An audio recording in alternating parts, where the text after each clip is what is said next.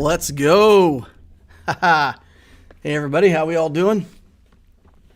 Hope everybody's having a wonderful weekend. Mine's gone incredibly fast. Blinked my eyes and it's already over.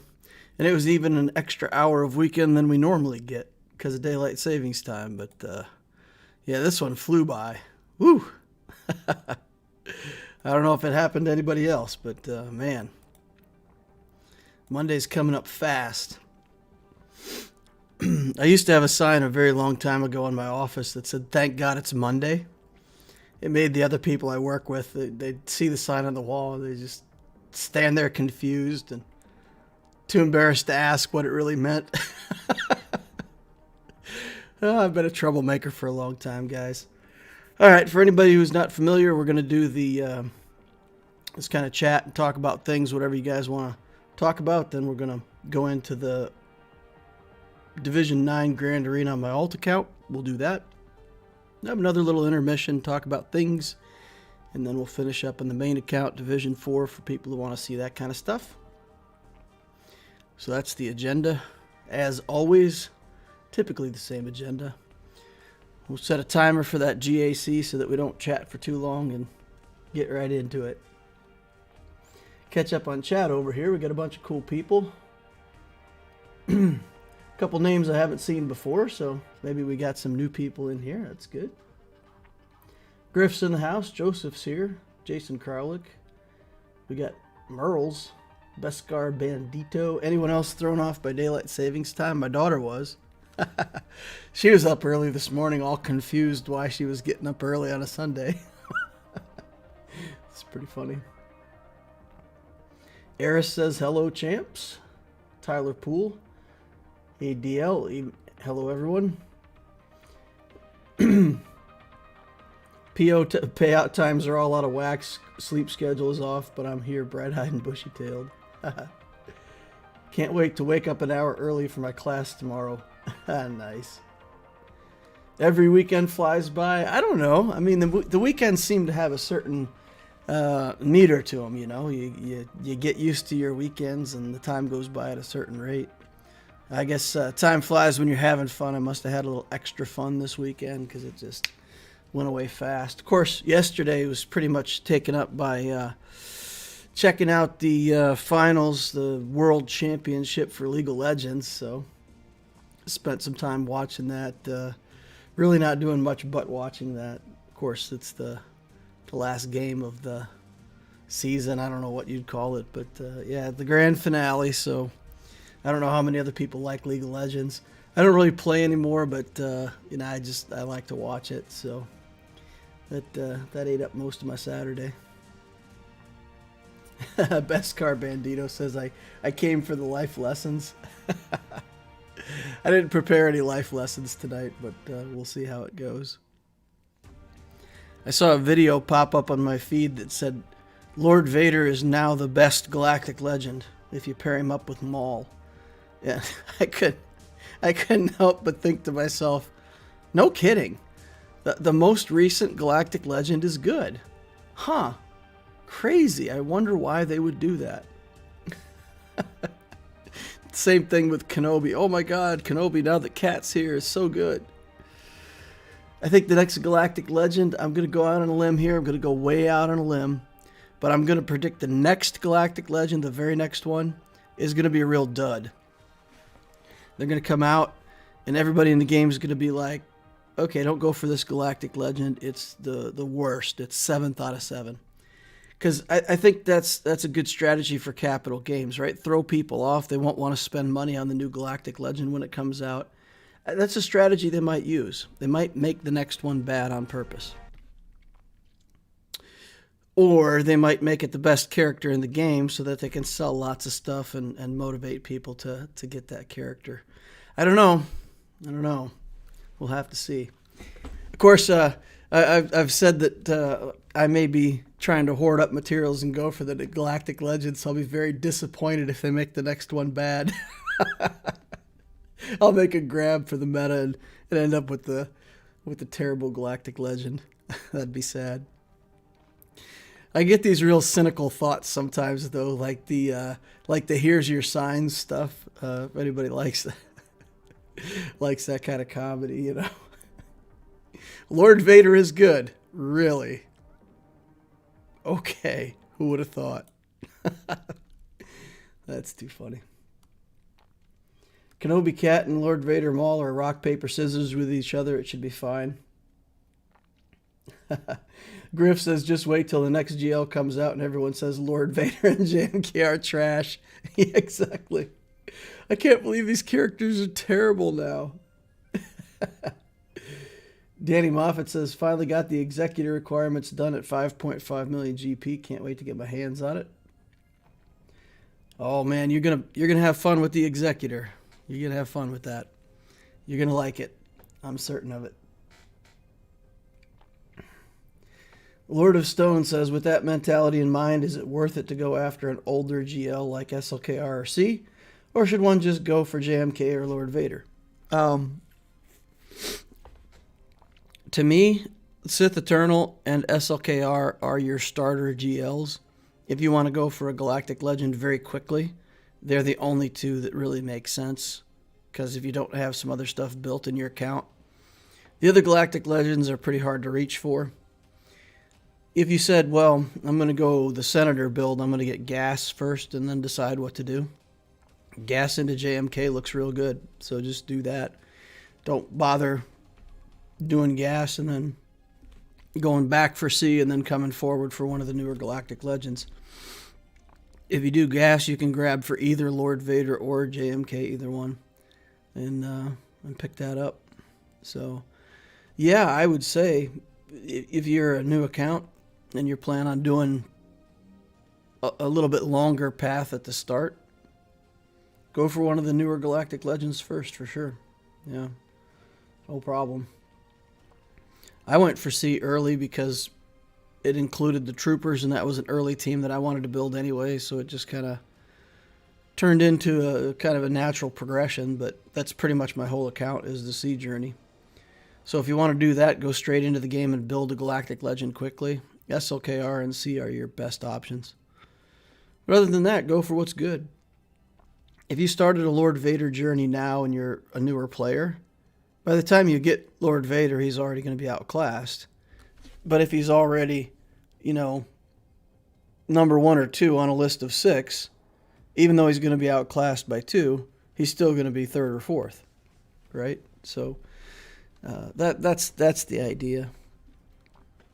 And for the Lord Vader journey, you need Bad Batch, and I've had a lot of direct messages and people telling me that I should make a path going Bad Batch straight into Lord Vader because apparently the Bad Batch are the best starting team in the game now, and I don't know.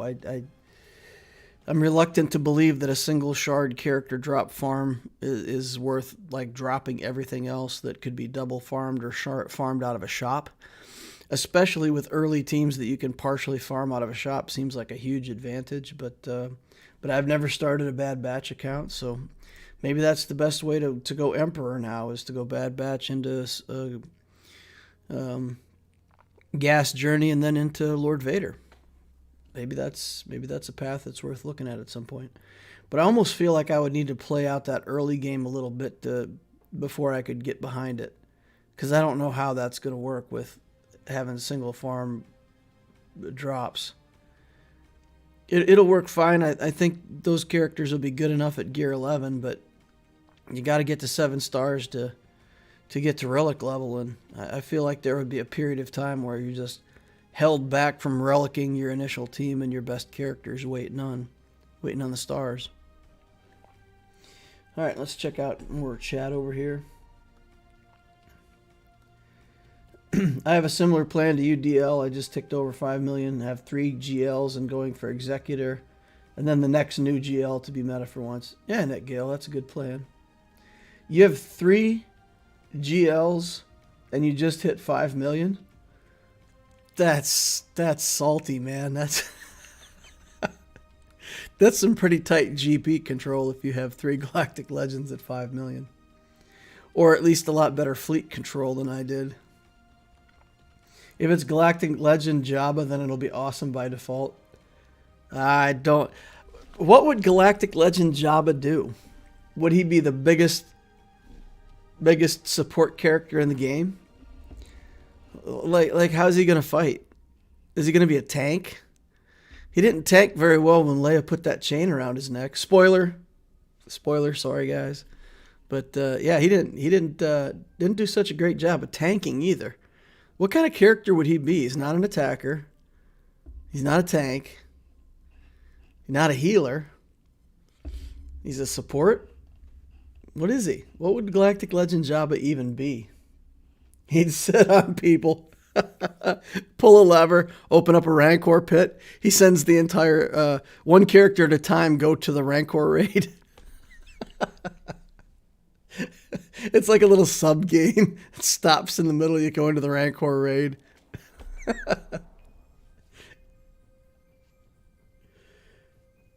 Ray First sounds like a nightmare. Ray First isn't bad, but you have to commit to a First Order team to get BB-8, and then you have to build Ray. It's clunky. So Ray First is clunky. And you certainly wouldn't want to build into the requirements for the Raddus fleet. Oh, man. So Ray First, you're almost required to do crystal buys on the Raddus. Because I would not... that's the thing. I mean, if you're free to play and you're not going to spend crystals on the Raddus, you have to build potentially the number 8 fleet in the game. I don't know why you would want to do that first. So the Ray build is clunky, but if you buy the Raddus out of the shop like that, and if you're going to build a First Order team anyway and do some stuff like that, it's not too bad. The payout takes longer, but you have to be smart about it. And the Jedi Training Ray team is good on offense, but if you put it in defense and squad arena, I can't imagine that it's going to hold that well, especially since Empire troops, both the Imperial troopers and like a Vader team that's fast, they both just kind of squash Jedi Training Ray when she's on defense. So I imagine it would be kind of hard to hold your placement in squad arena too if that was your team. Anyway, I mean, it can be done. It's a little bit clunky, but it can be done. His ultimate would be the Rancor. Okay. His ultimate is instant win. He summons the challenge Rancor. He's a boss. He would be untargetable. He'd be like Mon Mothma, untargetable. My ideal for GL Jabba would be to have all the bounty hunter contracts active on the team. So 4 contracts and 4 bonuses could be cool. Interesting. So every character on the team has their leadership ability? It'd be too hard to separate out the contract ability from the leadership ability, I would think. Oof, that'd be a mess to program. Hit the healthiest enemy, the lowest enemy, critical hits, try to sort out all of those different abilities to get there. Yeah, no, if they could program it, it'd be kind of crazy. For serious, though, I could see GL Jabba's kit being similar to Nute with extortions. Also have the lead abilities for all bounty hunters on his team. Yeah, that'd be interesting to have him just be a support character. What would be... Would it be funny if he took up 2 slots? Like once you put him into a team, like one of your character slots just disappears. Or you can't have a 6th character while he's in the team. He takes up more than 1 space. He'd have to be extra good then. Kind of cripple your team a little bit. What's that other guy's name? Bib Fortuna? Is that the guy's name with the tentacles, the interpreter guy?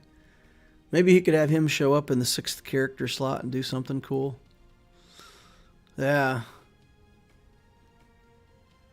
What if he put out different bounties? Like each one of his ability is a bounty, and if you can do that bounty within 1 round, you get it. So the first one would be like hit the weakest enemy just once. You get it. You get the ability. Like he could cycle through different bounties, put contracts on things. Mark a character like Revan. You got to kill it. I guess they could do some cool stuff with him as a support. All right. Maybe we'll go for GL Jabba. Darth, what's a stronger fleet, Finalizer or Empire under Tarkin fully geared? Empire is probably going to be the better fleet for you. The Finalizer is like it's like a sniper rifle, right? It's great on offense when you know what your matchup is and you're set up and you're in control of it. It's a great fleet, like a scalpel. You can just cut things apart. That's how I see it. When you put it on defense, it's absolute trash. You're laying there with your sniper rifle and somebody with brass knuckles comes up behind you and starts punching you. It doesn't help you at all. You just get punched. So the Finalizer can't defend. The Empire fleet can defend pretty well. Empire fleet with the Gauntlet Starfighter. The one that I've seen that gives me problems anyway has the Imperial TIE, the TIE Bomber, and the Gauntlet as the starting three, and then brings in Vader as a reinforcement. And that team is it's tough. It's tough because there's so much like turn meter, ability block, the shuttle comes in. It makes a mess out of your team, and the damage is just insane. So, yeah, I mean, that's it. The Finalizer is great on offense. The other team is flexible and can be on defense. And they both lose to Finalizer, so there's that. I'd say the Finalizer is stronger than the Empire and cheaper on GP. Well, it is if you're building SLKR. If you're building SLKR and would have those characters anyway, then it's good. But if you built the Finalizer just to have the fleet, and that forced you to build first order pilots, you end up with a whole bunch of characters that you don't want. I'd rather have Gar Saxon and a Super Commando that I don't want than first order characters that aren't part of the SLKR build. So, yeah, if you're building SLKR anyway, then it's for free, right? It's a free fleet. You're gonna build it anyway. Sector 5 Moff Gideon boss is ridiculously hard. I haven't got there yet, so I don't know. Thinking if they do Jabba, they should do Leia for the Rebels. Yeah, they're never going to make a bikini Leia. That's too gauche in the current environment. GL Jabba would have mob enforcers as a requirement. The mob enforcer. That'd be funny. Bib will be a marquee character, Relic 9 requirement for GL Jabba, and as useful as Rose Tico. Well, wait. Rose Tico is getting her Omicron. They may make her into an astonishingly good character for Territory Wars. You know, just to shut up all the people that pick on that character. What if her Omicron is just fantastic, and all the people that built Rey are then rewarded for having the Rose Tico? Greedo as a requirement. Greedo should be a requirement for Jabba for sure. Han Solo, Chewbacca, a bunch of stuff like that. Carbonite Han. You can make Carbonite Han be a new character that's a requirement for Jabba. And he starts the game with a debuff that's like 3 turns. He's got to melt before he can participate in the battle. And then after he gets done being melted, he's blinded for 2 turns. Too much character lore. It'd be a bad character, but that'd be pretty funny. I really don't see a Jabba GL, given that so many bounty hunters are already requirements for other GLs. Yeah, no, they're not going to do Jabba. The Jabba's dead and gone, and I feel like any window that they had to make him a GL doesn't make sense because, right, they're already making the Book of Boba Fett where Boba is going to take over Jabba's empire, supposedly. I mean, he goes to his fortress there and sits on the throne, so you would expect that probably he's taken over the cartel there on Tatooine. So I can't imagine that Jabba the Hutt's going to make a cameo appearance in a meaningful way in any of the new shows. So maybe there'll be flashbacks of him in the Book of Boba Fett. Who knows? But I don't see him being a Galactic Legend character. I feel like the next two are either going to be, Mandalorian stuff. Maybe Mandalorian Season 3, he really becomes a Galactic Legend that we'll see. Or, for Ahsoka, I feel like Ahsoka and Thrawn are going to be Galactic Legends someday because, people like the character Ahsoka. She's been in, a lot of stuff. I think people would like the idea of a Galactic Legend Thrawn. There's a lot of rumors out there. I don't know if you guys have heard the rumors about what's going to happen because Thrawn was foreshadowing that the universe was going to get invaded by things much more potent than dealing with mere mortal matters. And some people are saying that there's going to be a timeline-altering event in the Ahsoka series where whatever he's predicting comes true, and then whatever timeline they want to deal with, if they don't like something that's been written in lore, something that's become canon, they can just cast it off into an alternate timeline. Of course, people want that to happen with the current sequel series and remake, what happens after. But it'll be interesting to see what they do with the Thrawn character because he has so much potential, right? He could be such a badass. No other way to put it. Carbonite Han is just that, has 0 offense and can't die. So he draws every fight because it's an actual wall.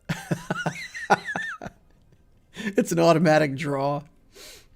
Now he's got to be it's got to be like he leaves if there's no other characters, and then you play him with a stealth character like Hermit Yoda, and you can't target Hermit Yoda, and you can't kill the wall, so times out with Carbonite Han.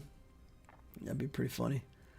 I'm surprised Boba wasn't a Galactic Legend, to be honest. Yeah, no, well, he's got more stuff in front of him, right? So you can't make him a Galactic Legend while he's still ramping up. Dark Saber Mando? Yeah, I think maybe Dark Saber Mando will be a Galactic Legend. Because that gives him the right to go claim, to be the ruler of Mandalore, right? So that would be pretty legendary, I would think.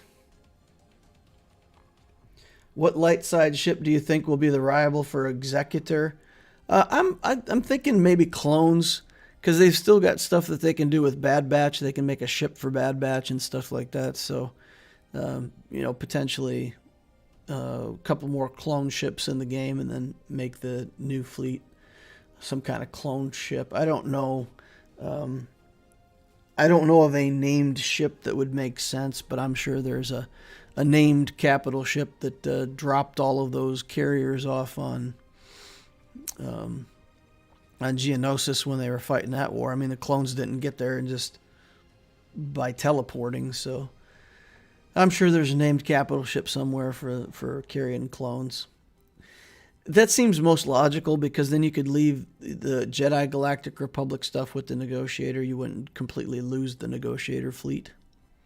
So I hope it's not Hondo. I hope they don't make a Hondo ship. I don't like that character. I know a lot of people want Hondo the bounty hunter, but nah.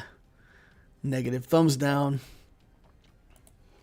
All right, let's finish up with chat here and then get into this grand arena.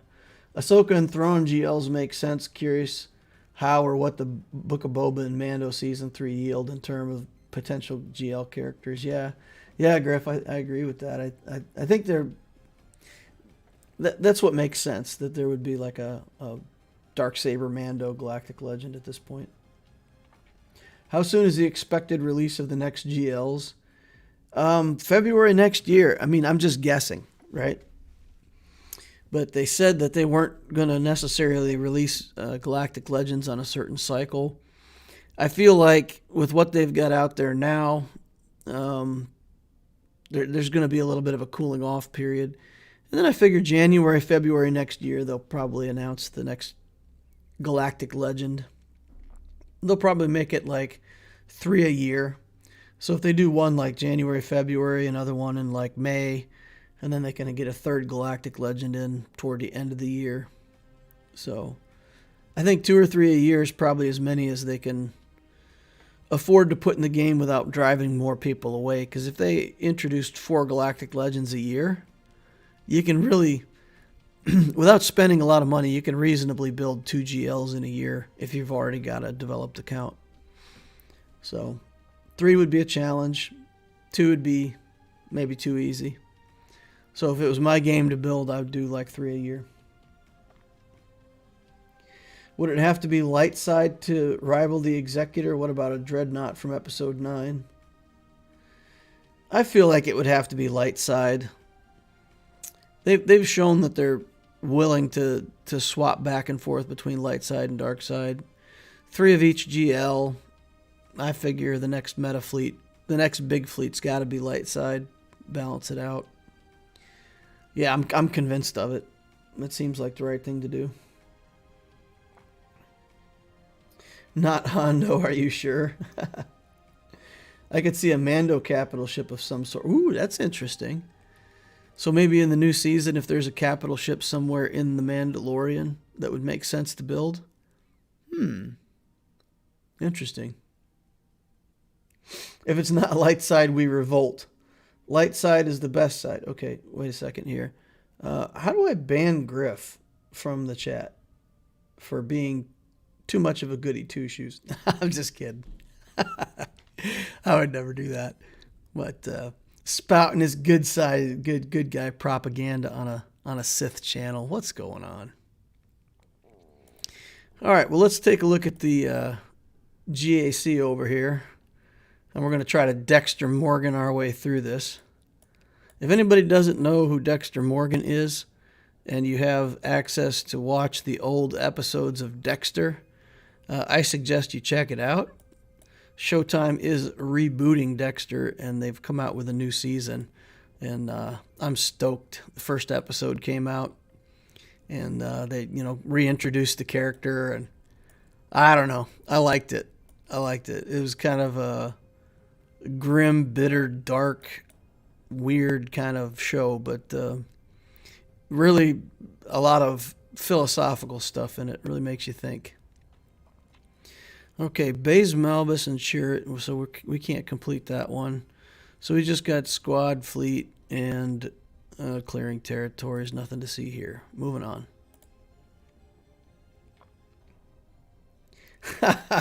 Someone has to bring balance to your Dexter Morgan Sith tendencies. I did a video on that, or it was in one of my very early videos where I talked about that, because they always said Vader was going to bring balance to the Force, and then they later said that the prophecy was wrong. But the math is exactly right, because, like, I don't know, I've seen it somewhere that there's 11 Jedi that we know by name that have got through Order 66, right? 11 confirmed survivors. So if you think of that, there were some Sith around too. So maybe there were 11 Sith. I'm not exactly sure. But yeah, the balance was 5,000 Jedi versus a couple Sith. And Vader brought balance to that, right? He balanced the equation. 11 equals 11. So there, we're good. There's 11 good guys, 11 bad guys. The Force has been balanced. Yeah, I'm sure that's not what they meant, but, that's what the math says. All right, last opponent. Cleared through our Nute and Spy, and then didn't come back and fight anymore. That was it. That's how it ended. So we got a win there. The opponent today, 2.17 million galactic power, 859 in ships, 1.3 in characters. A little bit more than me, but pretty close. Fleet rank 42, and then 361 in squad. If you're 361 in squad with this team, that means to me that this account has been around for quite a long time. It's somebody who's probably not pushing their galactic power real hard and trying to build new teams. So this is it feels to me like an account that's part of an older shard for fleet and characters. Or he just doesn't play Squad Arena ever, which is weird. In terms of his ship inventory, no premium capital ship. And then got Galactic Republic fleet. He's got Geos. So we do have like enough ships to make 2 good fleets. But we don't really have the capital ships to make those ships shine. But, I mean, he can field 2 fleets easily. Probably home 1 Geos on defense and then Endurance with the other stuff, the Galactic Republic on offense. Gear 12 Houndstooth. We're not too worried about a Gear 12 Houndstooth, so we can pretty much do whatever we want for offense or defense. So, interesting. I feel like I've got an advantage in fleet because of my capital ships. In terms of the character build over here, we've got Relic Geos all over the place. We've got a Trooper team. Then we've got a Vader Palpatine team. And then we've got that Padme team that we saw as the arena team. Commander Luke Skywalker coming up. The guy's got Zetas for days, so lots of stuff Zeted. And it looks like, you know, got a lot of characters at Gear 11, Gear 12. So again, it lends it to the idea that the account's been around for quite a while. Casual player, working on stuff slowly. At least that's how it seems to me. 339 speed on the Moff Gideon. Bunch of health, 274 speed on the Padme. So he's worked on a lot of health mods for her. And we've got 273 on Piet as his 3rd fastest character. So he outspeed this account by quite a lot.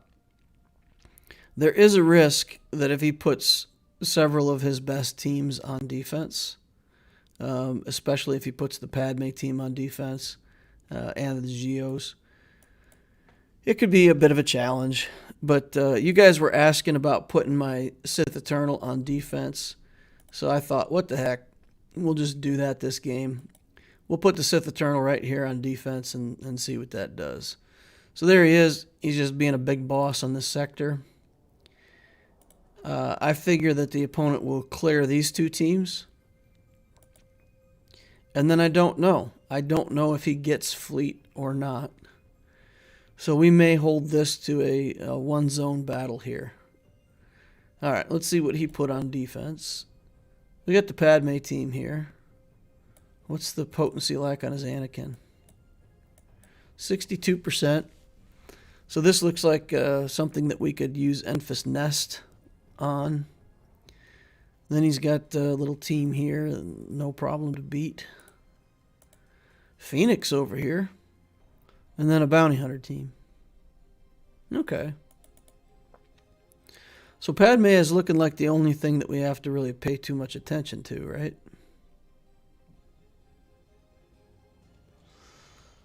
All right. My other defense here is just this Nute spy defense, so even if they manage to get through the Emperor, they're going to have to pay the toll to get to the back wall. So we put a lot of defense down. A lot of people said they wanted to see C on defense. So, there we go. There we go. Peer pressure. I fell prey to peer pressure. But this is a bit Dexter Morgan, right? It's a bit ruthless. It's a bit a bit OP. Griff says, I see no C counters. Flex the GL on defense. Yeah, exactly. He doesn't have anything in his account that I expect will be able to beat it. So, that's a good opportunity to try it on defense. Darth Vader balanced the cannon too. Too bad CG can't balance Vader. Nice. I'm a gray Jedi like my fathers before me. That was my original channel name. I was going to name the channel The Gray Side, but that channel's already taken. There's already a Gray Side channel out there, so Wouldn't be any good for me to duplicate channel names. Obviously, somebody thought of it before I did. Anakin still technically brought balance to the Force because he killed Palpatine in Episode 6. I beat C today in Squad Arena with my troopers. Nice. Plus Vader. Nick says if you clear Padme, you'll clear the board. Yeah, I think so. What's up, Inquisitors? Constantine Gubernick's in the house. All right. All right. Well, we don't have enough. We don't have enough likes to power the troopers by far, so we'll put up the screen here just briefly. Help me out, guys. If you're watching the channel, drop a like. It helps me, helps the channel. Appreciate it. Gets the troopers up and running. All right. So then, why don't we just run that Padme battle first? Get the hard stuff out of the way right away. And we will take Kira in here against Padme. All right, let's run it. Isaac Smith says he didn't kill Palpatine. He somehow was still alive. Surprise! It didn't work. I'm not dead yet.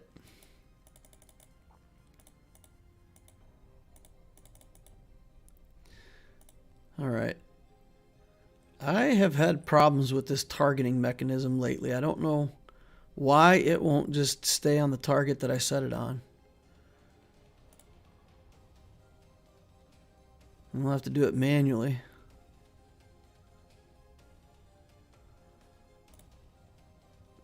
Well, now it's working. At least it didn't change there.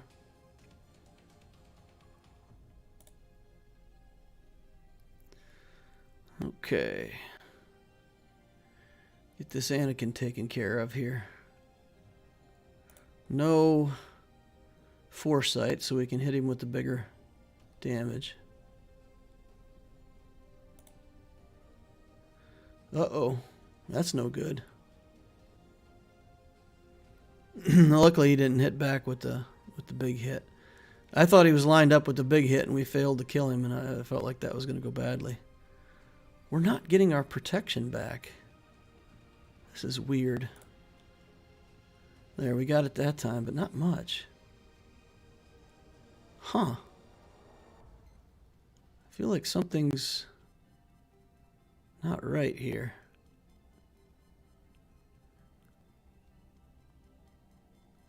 What is going on? Like, we're not even hitting him anymore. Like, instead of cycling up, our damage is gone.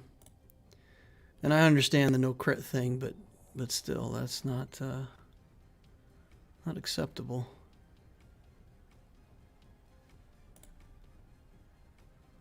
Okay. 3 minutes left to go.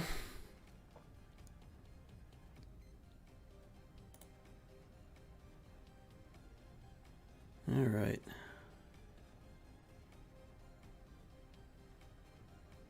I'm actually going to hit Kenobi right here. Try to cycle my health and life back up for a second. Then we'll get back over here and try to finish him off. Okay, all right. I'll go after Padme.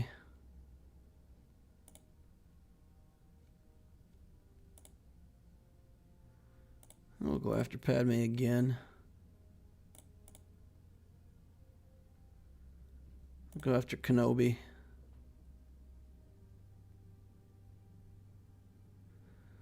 Go after Kenobi again.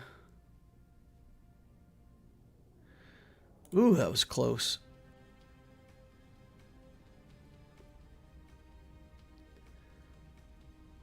Okay. This Padme's hitting hard. That should be it for her. Okay. Good.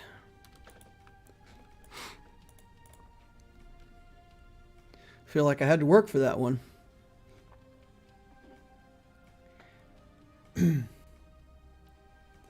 was able to beat a Gear 11 Nute, Gear 11 Django, and Gear 12 Nest with Boba Lead, Django, and Bosk. Nice. Kira's looking very tanky. Yeah, my Kira is basically just a leadership with 5 hit points.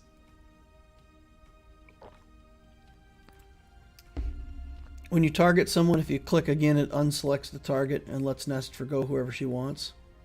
You just click once. Okay. I'll try that next time. You only recover protection when you land a crit. Easy as it gets. It's just immoral how Nest does this to Padme. Those Nest solos against Padme seem risky. Do they? Do they seem that risky? I don't know. I don't feel like it's that risky. So let's look at Kira for just a second. Because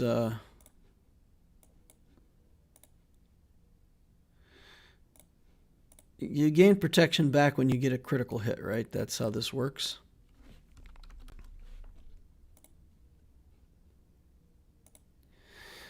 Okay, allies have blah, blah, blah. When they get a critical hit, they recover 10% protection. Yep. I thought that I got a critical hit that moment where I said I wasn't getting any protection back. I thought I'd gotten a critical hit with no protection, but maybe I just wasn't watching correctly. Maybe I expect too much.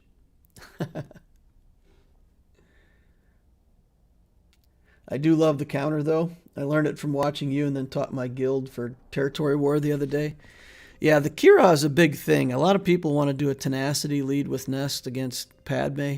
If you try to boost tenacity with like a Farm Boy Luke, or I always like using Kit Fisto because he's just like, there's no other use for him in the game right now, but he has tenacity lead.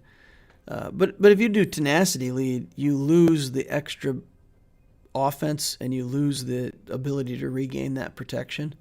And that's really a big deal against the Padme team. You don't want to give those things away. So I typically won't do the counter against Padme unless I have the Kira lead. Which is bad for me in Territory Wars because there's a galactic power limit. Excuse me, there's a galactic power limit for characters, so my Kira currently can't join. She's too weak, so I got to get her built up a little bit for Territory Wars. Okay, what are we going to do here? Because we just want to see the back wall before we make the rest of our plans. It seems like we could just come in here with Dooku, solo this, leave ourselves with plenty of horsepower for the back wall, no matter what he's got back there. So we'll just bring in a Dooku and clean this up, and should be a 56-manner win pretty easily for us. Nest should go away quickly. There we go. Shocked her into oblivion. His Nest, not quite as threatening as mine.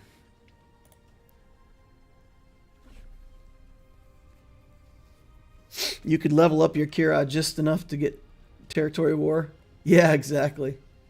Yeah. No, we're not gonna build Kira as a character. At least not yet. Just get her big enough for the TW, that's right. Alright, what do we got back here? We've got Sith team. We've got Night Sisters, they're pretty annoying. We got this Nute team that we could probably take out with our Mon Mothma team. We still got troopers. So we could trooper this and just blow it into smithereens. What do we got over here? Bounty hunters. What? Vader the bounty hunters? And then what here? We got Geos. Geos are good for a full banner win, right? We could probably take Geos against these bounty hunters and get full banners. Nah, we got Vader. We got Vader, we got Padme. Oh my goodness, we got so much power on this guy. It's not even funny.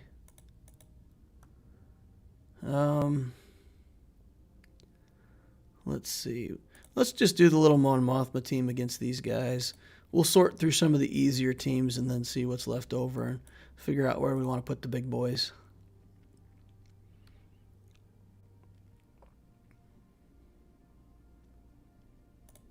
The extra character helps deal with the extortions.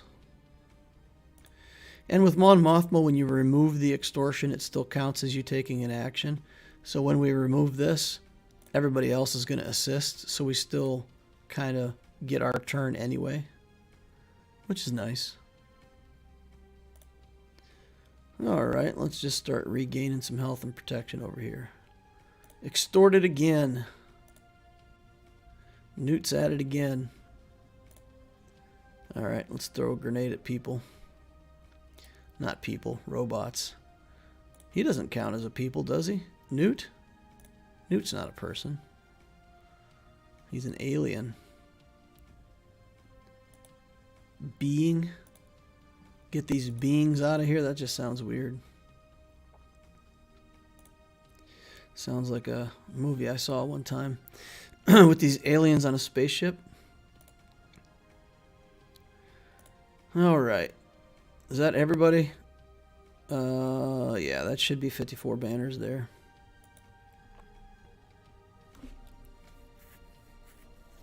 Griff says, Nute, Mon Mothma has become one of my favorite Nute counters.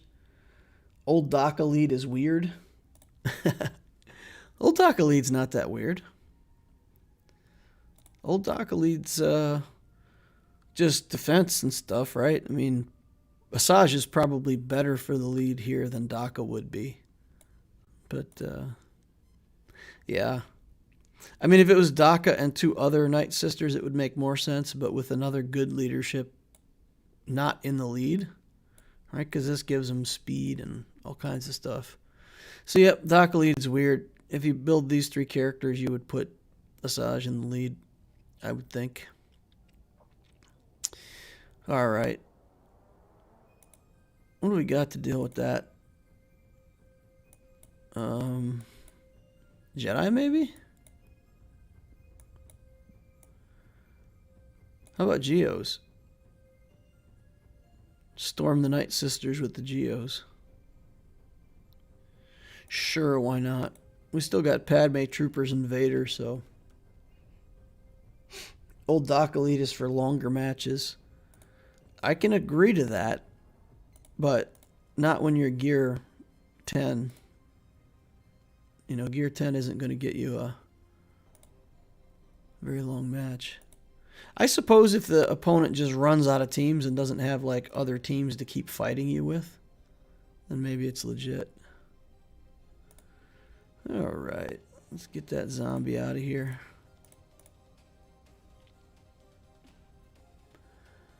Okay. We still got one more Night Sister to kill before we get a actual kill, right? So we'll kill Asajj again, and then we'll finish off DACA. Oh, back to the Night Sister zombie. I don't want to use the heal up quite yet. I feel like we'll get one more turn with our Brood Alpha before that's relevant. I said you wouldn't get a long match, and then here I am taking forever to kill these Night Sisters, right? I guess by definition, Night Sisters is a long match because it does take a while to kill them. Okay, so let's take Asajj out now. Alright, we'll use the heal now to make sure that we're back up to full health and protection. Finish off this zombie. Should be good for 54 banners.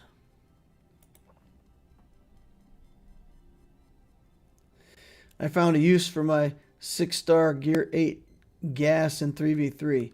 Uses lead, then Vader and 2-man weak Night Sister teams. That sounds complicated.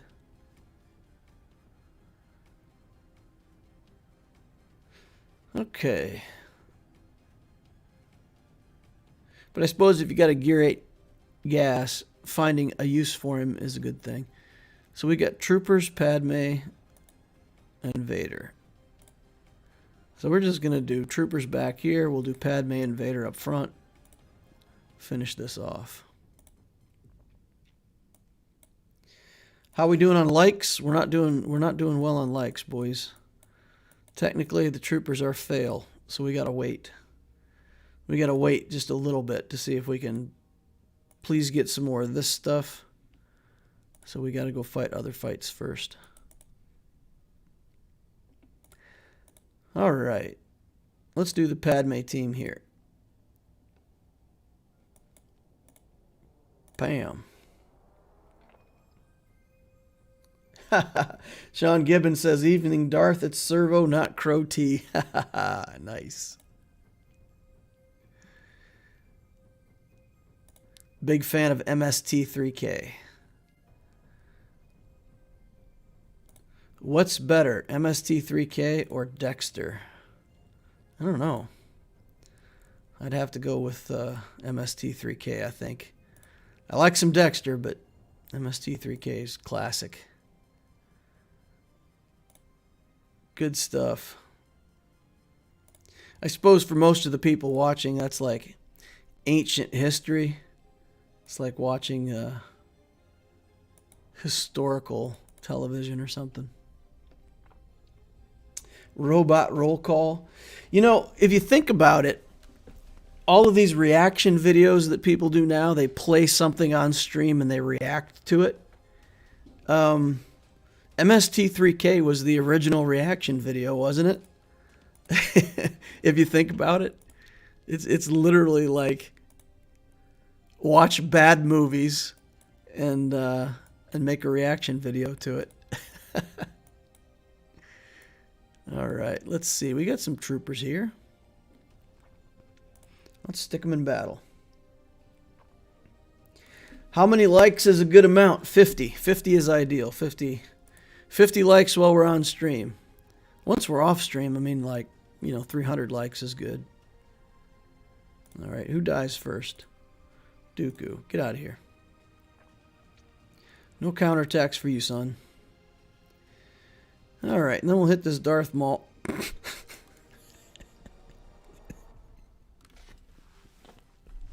Do I remember correctly that was a relic Darth Maul?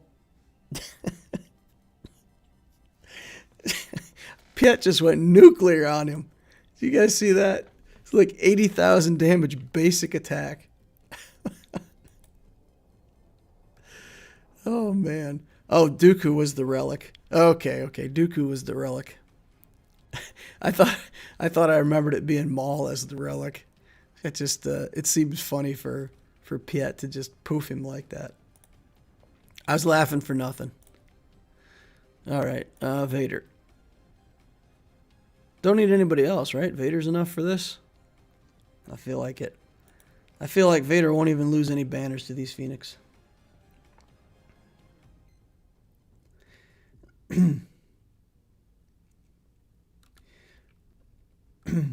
We'd watch MST3K in college before football and drink. The good old days. Uh-oh. Magic trick with that Harrison Dula. Now you see her, now you don't. Sean Gibbons says, "Darth Treya, I knew I liked you." Oh, Maul who? Darth Maul. The Maulinator. All right, so what we have for a fleet is the Endurance with stuff. Now I'm looking at this fleet and I feel like I'm having deja vu, because didn't we fight somebody a couple matches ago that did the same thing? That put like Hound's Tooth and Silencer in their opening on the defense? It's really... This feels like a really low quality defense to me. He has good ships. He could have put either Geos, relic Geos on defense, or he could have put Hound's Tooth, Anakin, Ahsoka, He's got 2 good fleets. Why this on defense? He takes 2 fleets on offense? He wants to have 2 fleets? In case he needs cleanup? I don't know.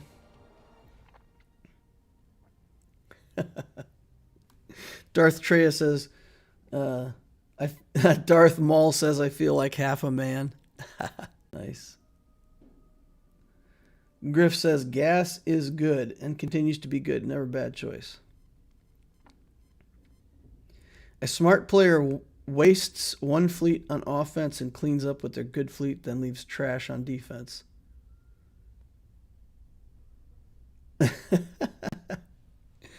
Huh? It could be a trick, says Star Wars Mind 123. I don't know. The galactic power here doesn't indicate that he's got a bunch of big stuff in reserves either. So I feel like we'll take in this. We'll take in Plo. We'll take in that in case we need to pull an assist. And I think that's it. I don't think we're going to take any more against this, right? That's as much as we need. All right, let's get in there and silence that silencer.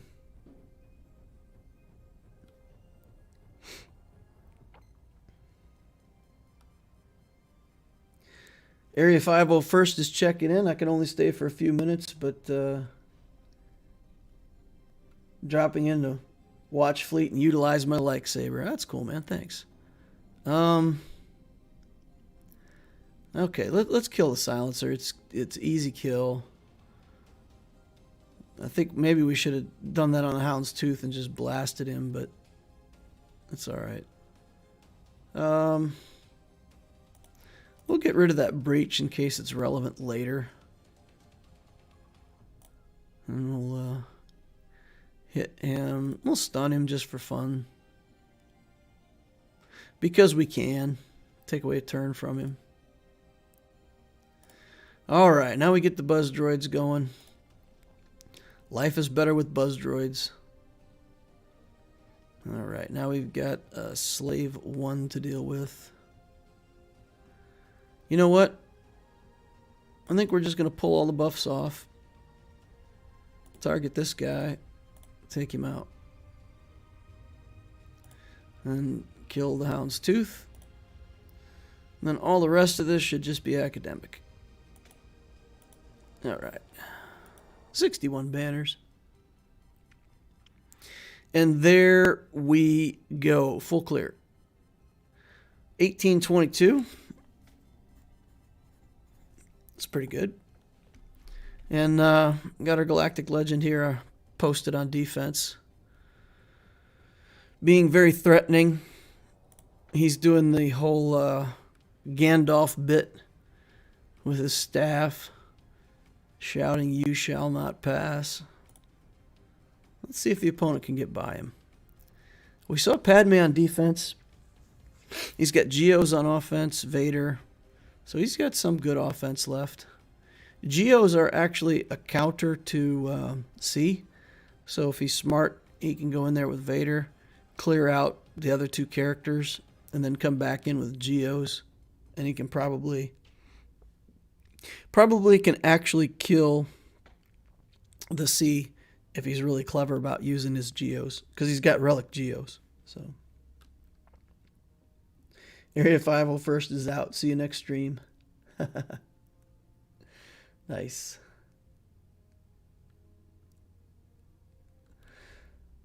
Darth Treya says, wrong movie. They probably have their own game. Nice.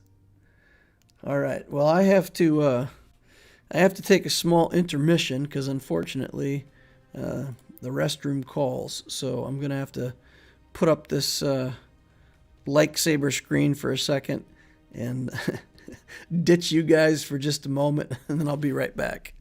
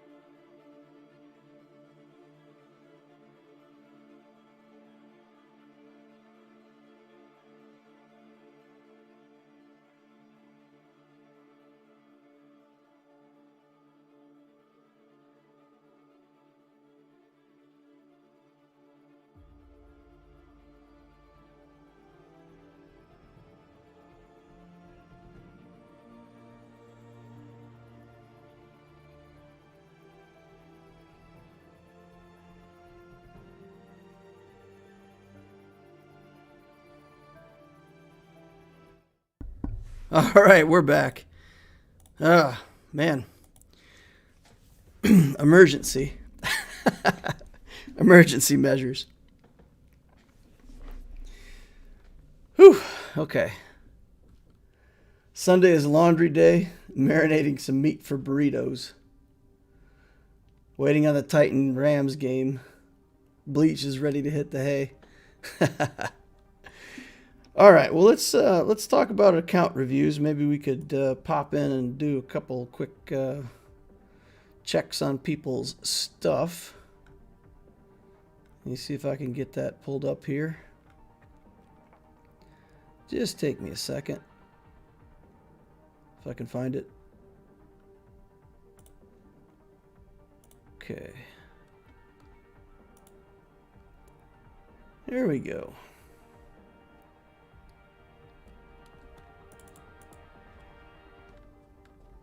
Vanaris the Night Fury.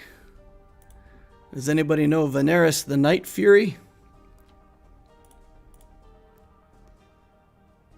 Let's see. Looks like the player's still active.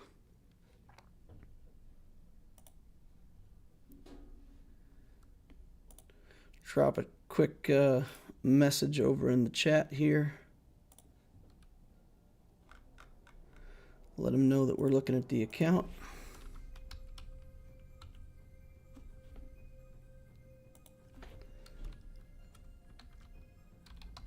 Oh, Griff already did. Thanks.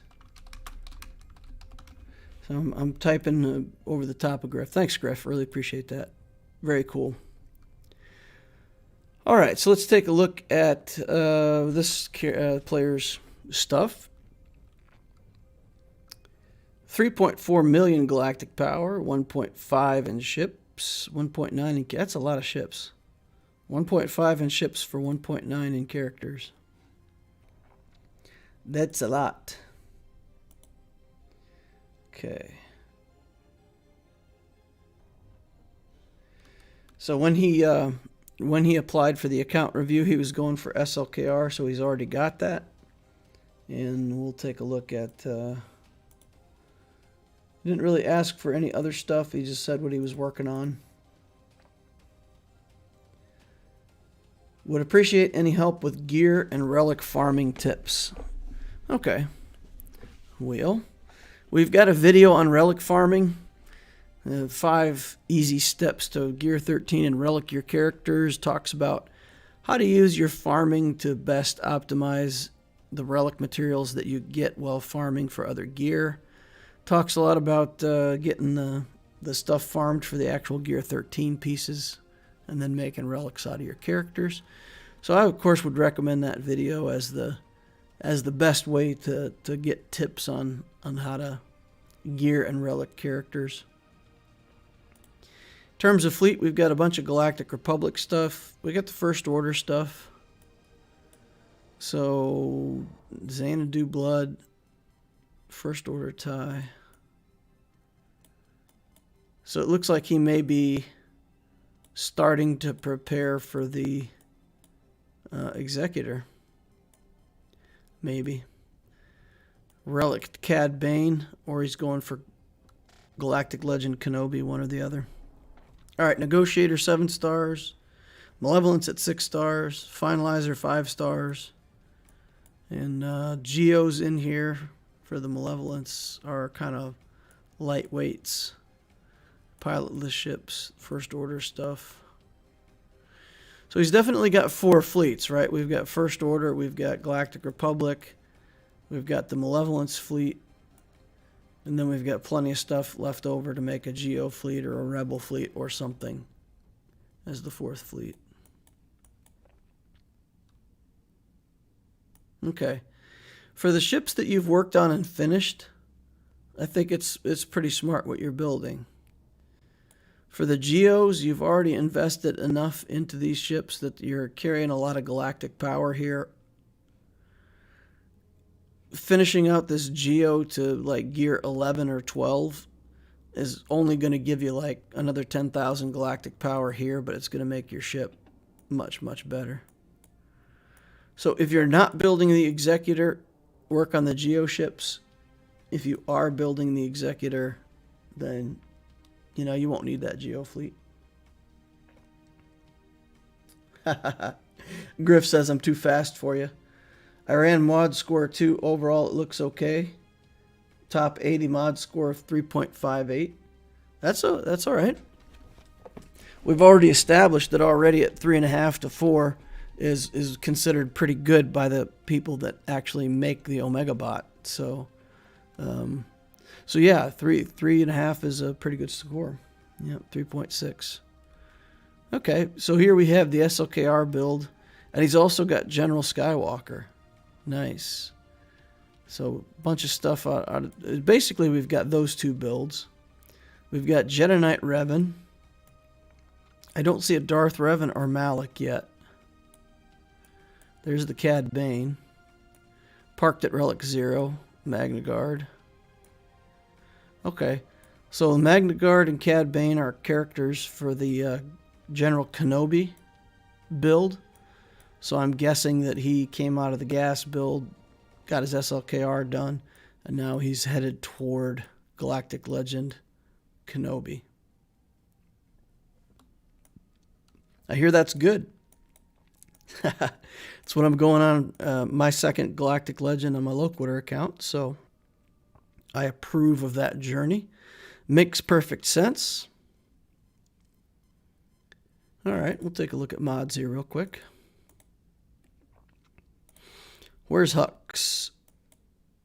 323 plus 162. That's good. That's a solid score line. 26 mod there, 21, 14 there. Couple swing and a miss on this one. Trying to hit that 14 speed 3 times now. That's frustrating. I've got a few mods that are like that. 28 speed. Man, those mods are solid. 26, 28. Yikes, 25 up here. And then, of course, speed there. That's a good set of mods. Good indeed. 309. 14 speed. 20. 10 speed. Got a bike here. 18 speed. Of course, that's a speed mod. 10 speed over here. So we got a couple mods on Shock T that could approve, but still over 300. First Order Officer. Invested mods for 301 on the First Order Officer. So maybe he's using the version of SLKR where you replace the single tank version with the officer in there instead.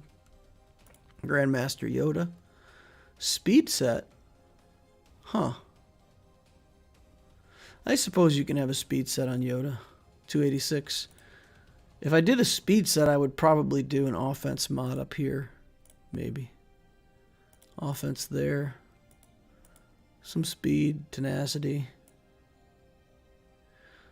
There's some mods with some pretty bad substats, though. I don't like any of these substats for Yoda. The speed is good, but you don't want garbage defensive stats on a character that you're trying to make hit hard. So, yeah. I mean, you take speed where you can get it, but I don't think speed is Yoda's best friend. Yoda doesn't have to be super fast. He just needs to hit hard. At least that's my opinion. I mean, you guys in the chat can tell me what you think. 285 on Rex. It's pretty good.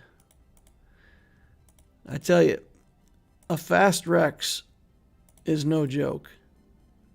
If I had this account, Rex might be the one carrying these Hux mods.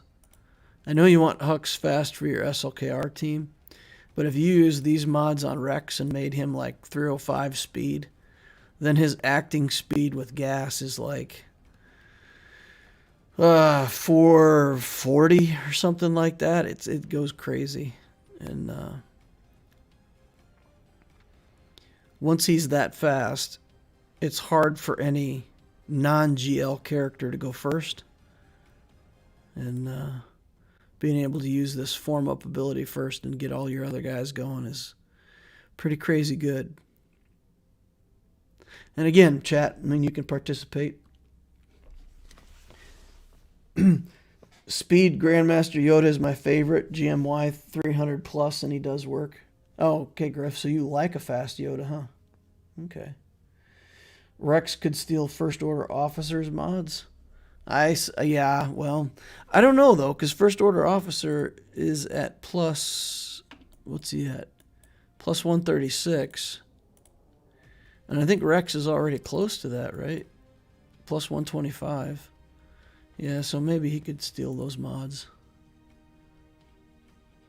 I don't know. I like a really fast Rex. Or at least when I'm playing against them in GAC. Once I see Rex at like 300 speed, it feels so threatening. I can get up to 390 speed with my troopers, but once you get past 390, gas really becomes a problem. Mr. General Skywalker down here becomes a nightmare. Basically need a galactic legend to kill him. Or you have to bring in a lost leader team and let them get killed. Alright, so overall I would say I don't see much to talk about in the account. You've followed a good journey to get gas and get SLKR. Looks like you're working on Jedi Master Kenobi next, which is a perfect next step, in my opinion. Your mods are in pretty good shape. So keep doing what you're doing, my man. Keep building. And you'll easily have 2 Galactic Legends by 4 million. So you could be looking at maybe a 3 Galactic Legend at 5 million kind of account. If you get the Executor, it'll pile on a bunch more galactic power too. If you choose to go that route. Alright. What else we got to talk about, boys and girls? Only bronze? I feel like this account should do real well in Grand Arena. Maybe he's just not playing casual about Grand Arena or something.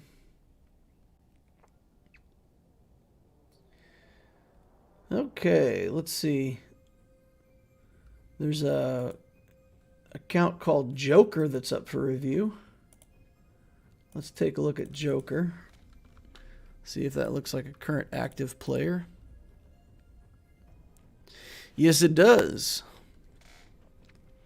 All kinds of good guy stuff. Negotiator over here. Gas. Relic 7. Look at this. Relic 7's across the board except for Rex.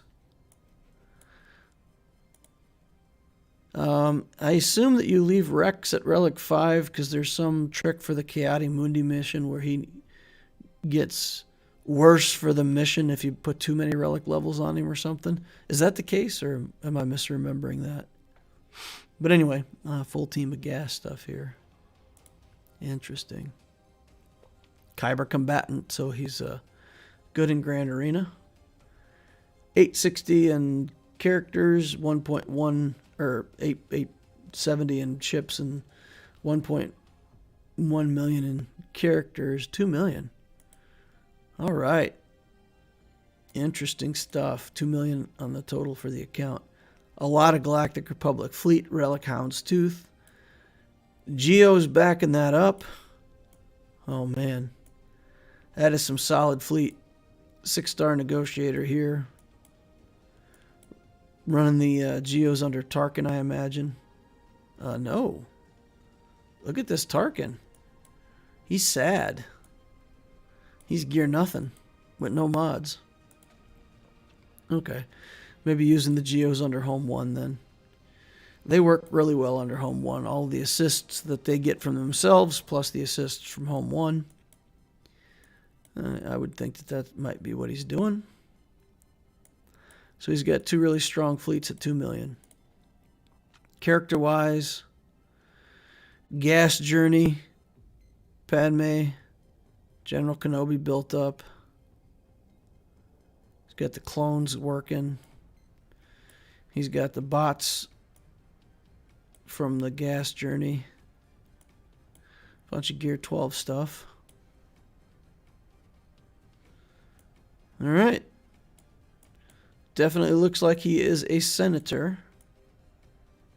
I can't quite tell what he's doing next. It looks like he just finished up that gas. I don't see anything that's an indicator in here of going for the next Galactic Legend or whatever he's going to go for. Grandmaster Yoda's at Relic 5.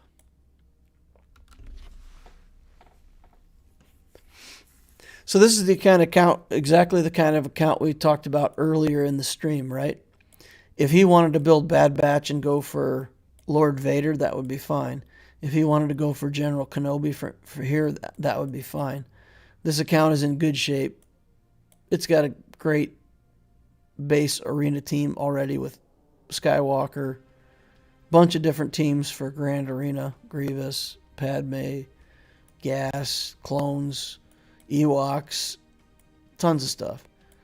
So he could take his time and go for a Kenobi or a Lord Vader as he pleases.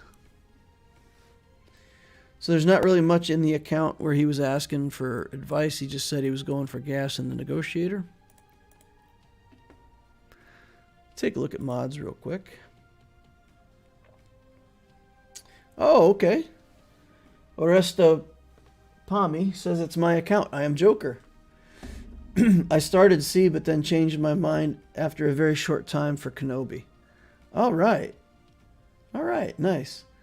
My account was made to be able to stand in very high guilds compared to my galactic power.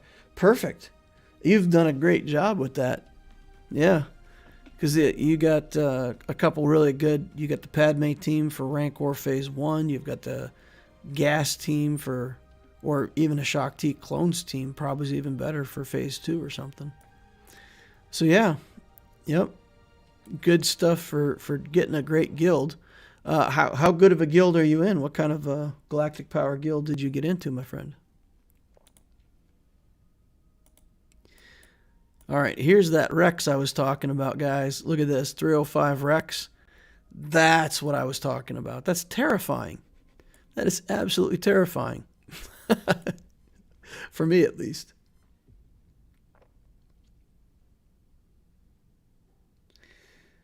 You can buy avocados for a great rate in the gem shop.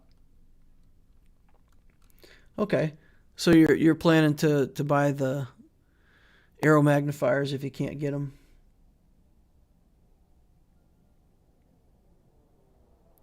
$230 million galactic power guild, very active and organized.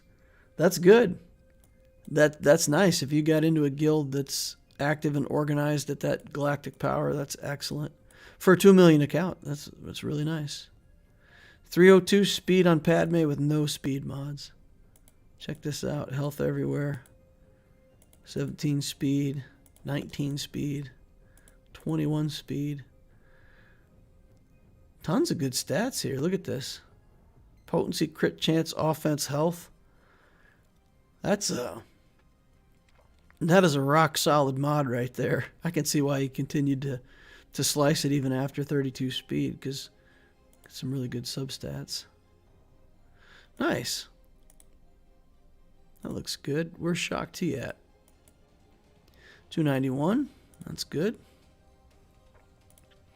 Anakin got a big offense set on him.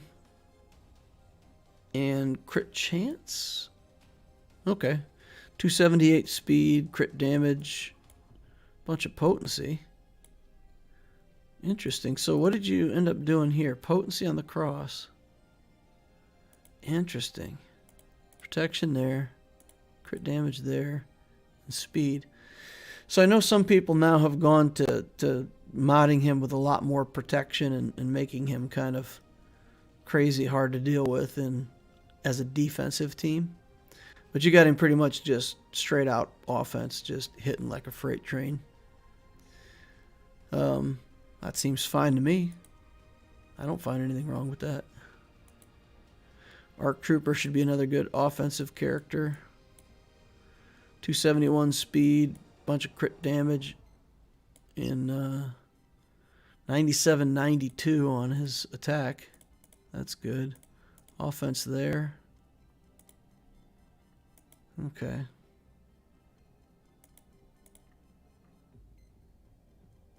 Interesting. A lot of good mods. Got a lot of good mods in your account. Darth Soze says, I'm late to the party. I hope it's going well. Drop us some wisdom. All right. I'm trying to drop wisdom on Oreste Pomi. Clones are essentially to make top 3 or top 10 where they're really good prizes. Okay. So you just invested in the clones to get better arena placement. DL, should I 6-star my negotiator or unlock malevolence for Division 10?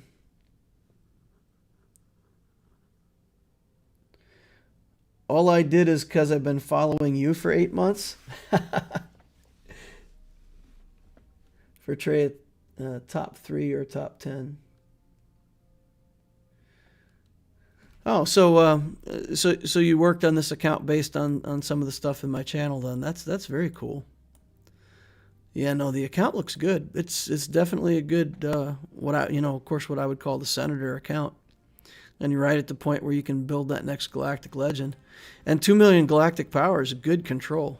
That's good control. So for the person who asked the ship question, it's up to you how you want to play it. The malevolence works already at 5 or 6 stars. So if you did want to unlock the malevolence, you could. I would typically say if the malevolence is your first capital ship, if you want to stop at 6 stars and go get the negotiator, that makes a lot of sense. If you're building the negotiator, or at least when I built the negotiator, I found it real hard to think about going to get the malevolence until I got all 7 stars on my negotiator. So I think if negotiator is your main ship that you're using in fleet, then you need to go all the way to 7 with it.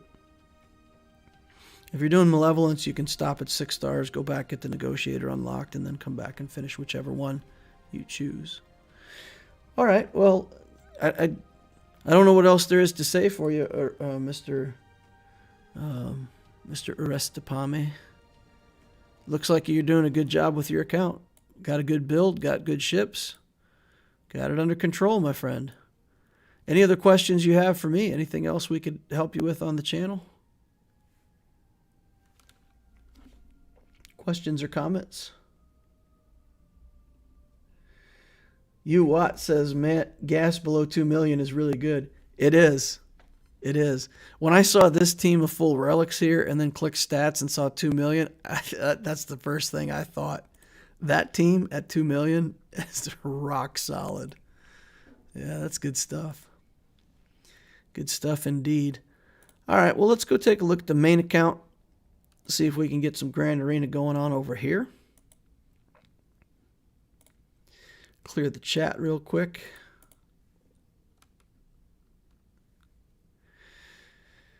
All right, so feat-wise, just the bays and chariot feat that we can do. Everything else is stuff we're going to do anyway. I think I have bays and chariot like at least unlocked in this account, so I have them. If I can throw them in with a solo team, then that seems the easiest way to deal with that quest. Last opponent, Destroyer 1, 2, 3, 4, 5, 6, 7, 8, 9. Didn't even fight back. We got a full clear. He said, nah, whatever. Don't have time. Went to a picnic with his family and left it alone. Speaking of which, next week is the last round of Grand Arena. Then the week after that we have off.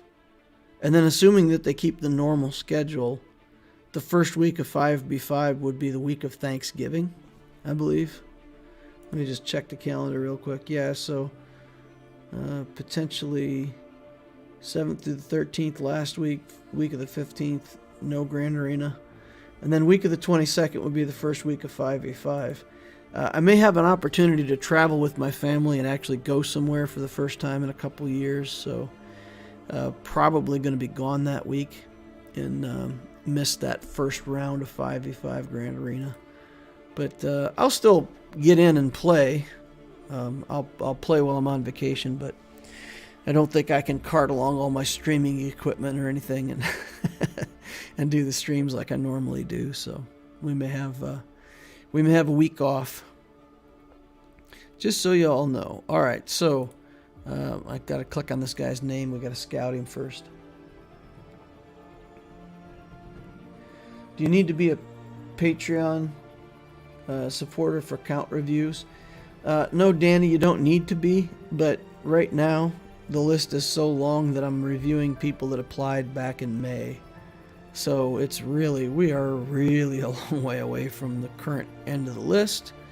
But what I've told people is if you're a Patreon, if you join over on Patreon, you can just drop me a link to your account information in the Patreon chat and I'll help you right away.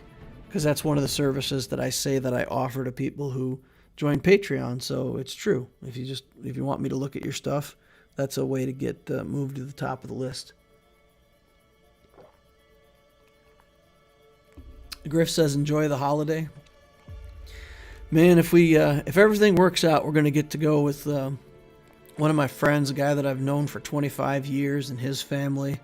And we always have a good time.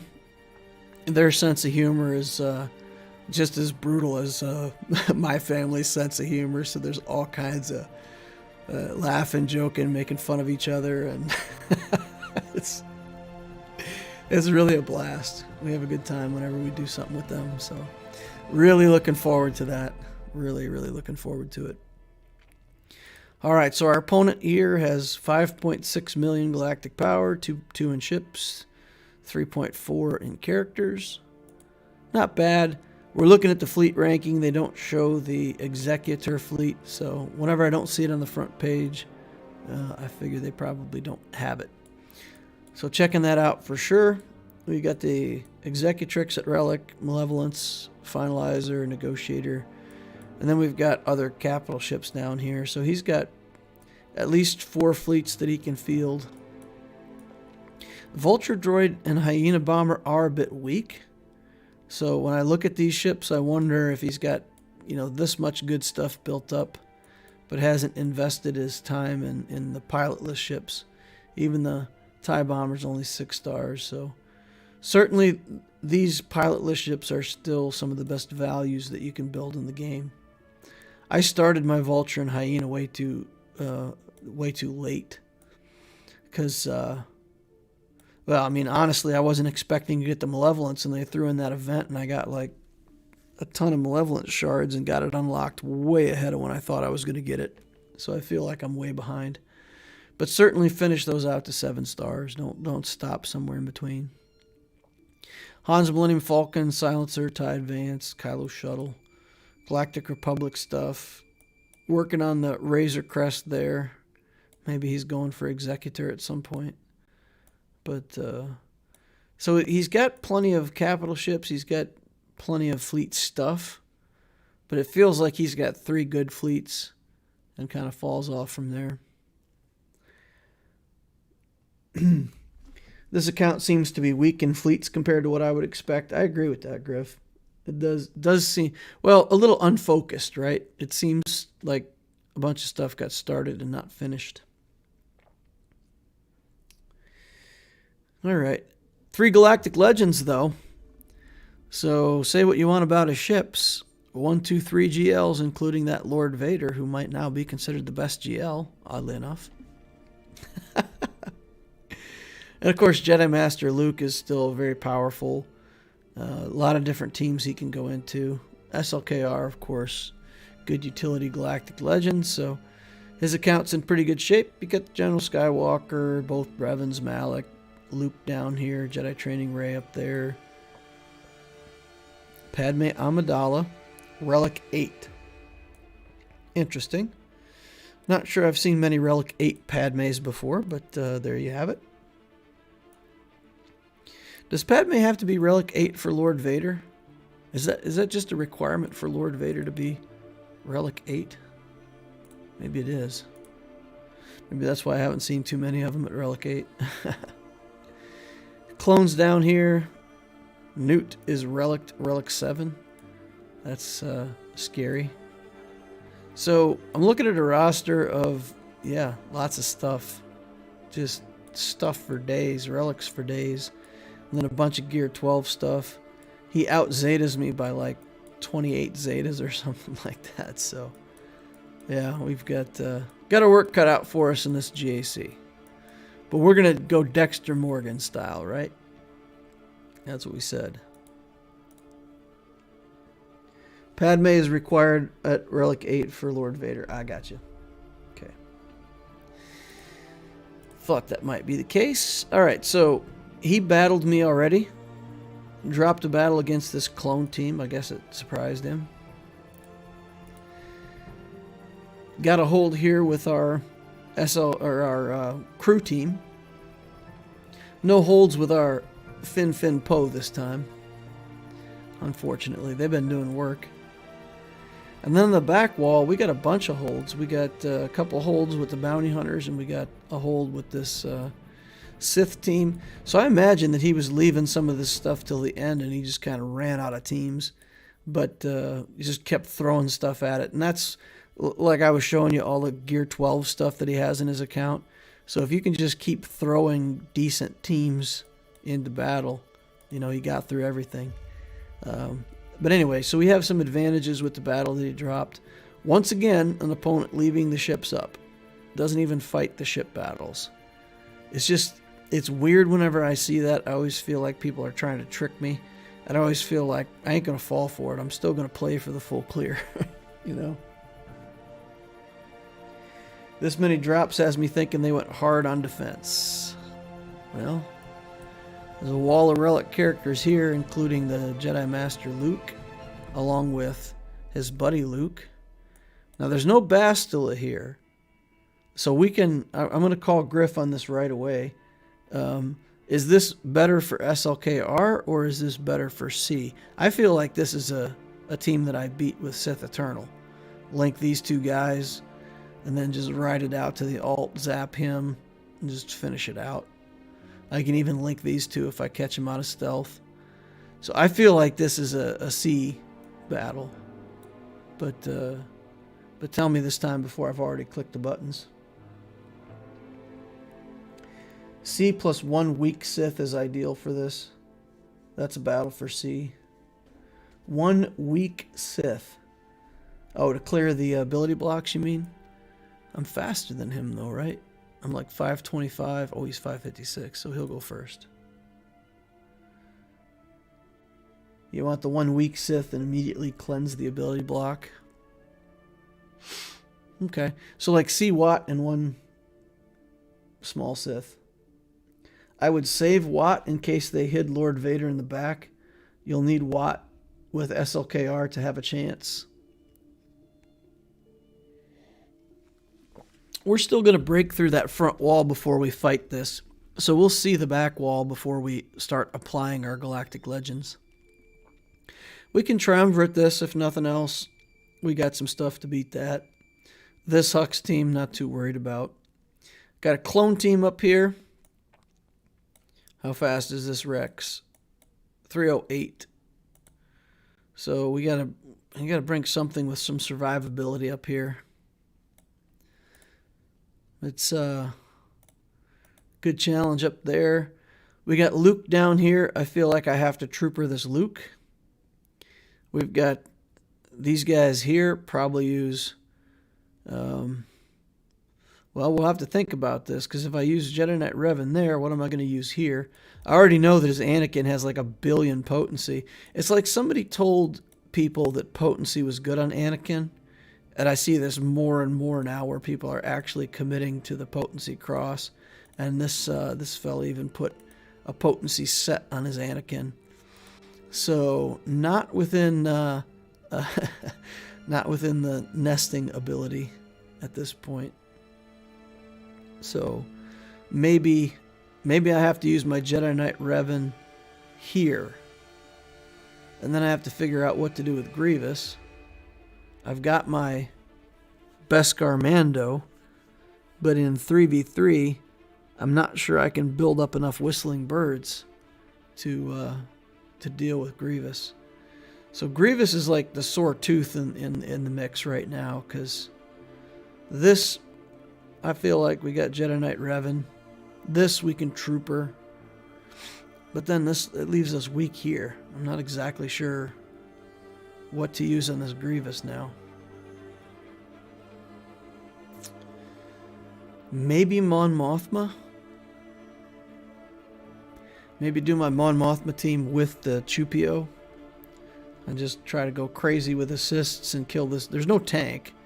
So I can just go crazy with assists at first and just try to take that B1 out, reduce the threat, and then work my way through the rest of the team.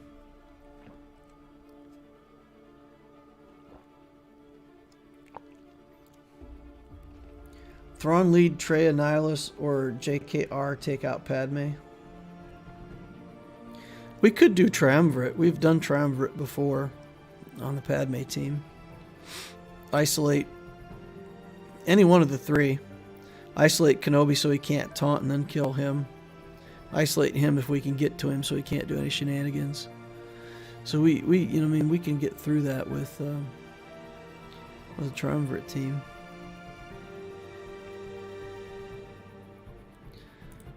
But I like the Triumvirate for my... I like the Triumvirate for beating Kylo Ren unmasked. So if I use them there, then I have to figure out something against crew. I'd probably do bounty hunters against crew. Just use the evaporate on the Mando.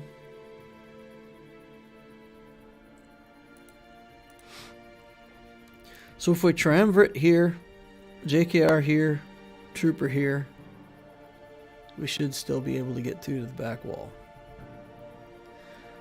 Well, let's start with this one first then. And get these nasty old troopers going. Kill Luke first. I feel like we've had the most success doing that, just nuking Luke. I feel like I passed my troopers. They're further up than this. Where are they? There we go. Alright, Link mass assist on Luke. Get the deed done. Battle.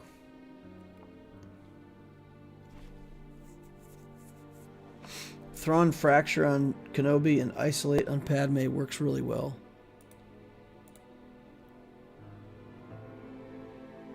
Okay. There we go on Luke. One hit. Second set of hits. Good stuff. Okay. Don't steal my banners, Chewie. Get out of here, C-3PO. There's nothing to worry about. So you're saying don't use the Triumvirate, but pop Thrawn into the Triumvirate? That's what you're saying? Well, how do you kill these guys? So you take out Scion and you put in Thrawn? Is that what you do? Where's Thrawn? Where's Mr. Blueface? So this? Thrawn instead of Scion allows you to recover protection banners. Nihilus annihilates everyone. I like Scion though. I mean, Scion's a good tank and he can clear a bunch of buffs at some point.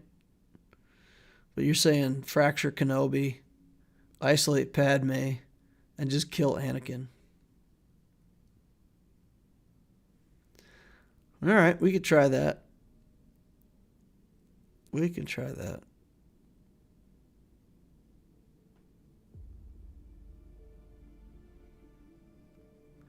We're fresh on Nihilus, probably. Okay.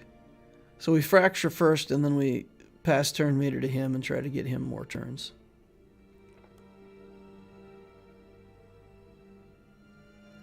Full Sith trio works too. Yeah, I think I may go with the full Sith trio, and that way it just saves Thrawn for something else later. Although, I mean, their Anakin's Relic 5, right? So it's not quite as scary as if he was Relic 7 or 8. So we'll do this.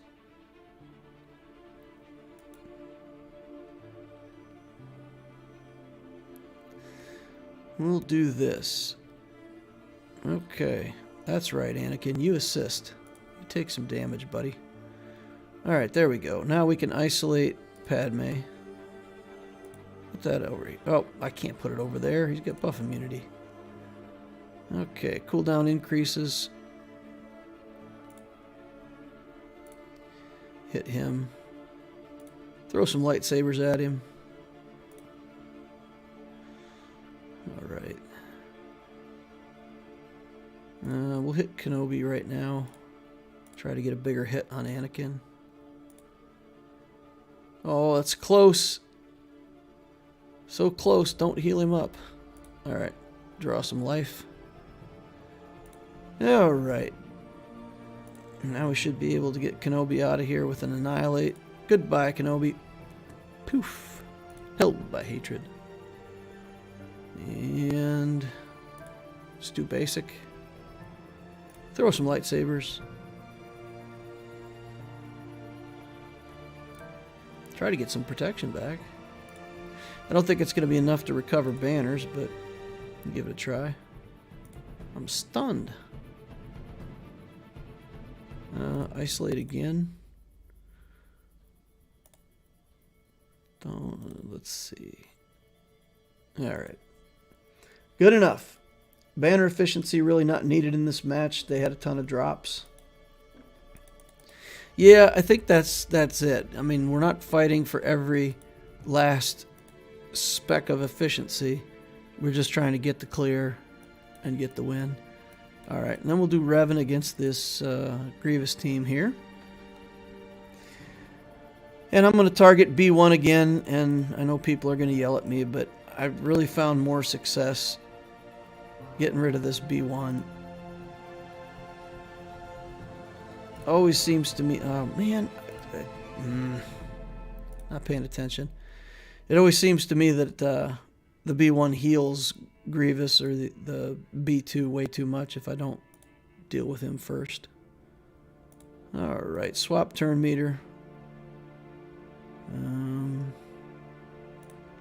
Share buffs. Okay. Alright, jump over. We gotta be close on this. Alright, take our punishment. Hit Grievous. Alright, take down the B2. Come on, click Revan. Oh, I guess we click Bindo instead. Fine. Spread buffs. There we go. Get wrecked, Grievous. 51 banner win as usual. Feels like it's always 51 against this guy. Oh, 52. How did we get 52? Somebody was at full protection. Okay. All right, let's see. Is the Lord Vader on the back? Yes, he is. There he is. Vader, and the guard. Okay. Vader, guard. Interesting.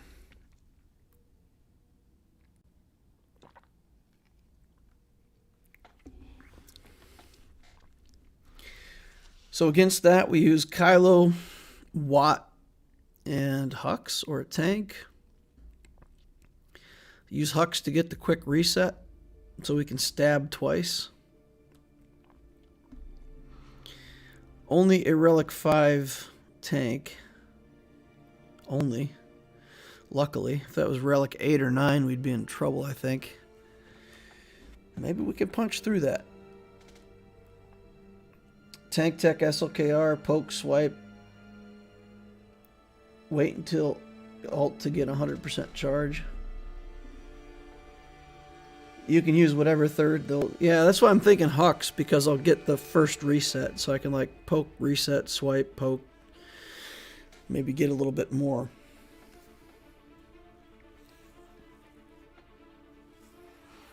Get a little bit more damage ramp. Alright, then we got Bounty Hunters. Nute. Relic 7 Nute. Relic 8 Grievous. Relic 5 Magna Guard. That team is terrifying. What am I going to do against that team? Oh, yikes. Yikes. I guess we got to use Mon Mothma there. Ooh.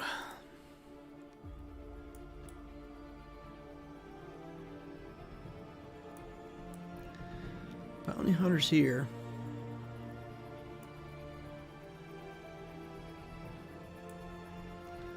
See.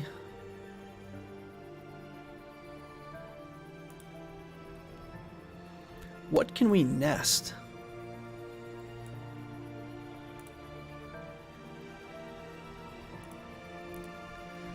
Where can we use Miss Enfys nest? Bounty Hunters, if nothing else. So we can do one of these teams with nest.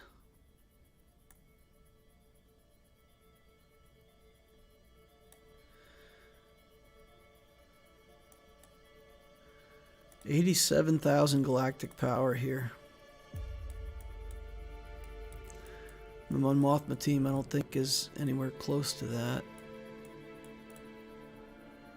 Kick out Pow.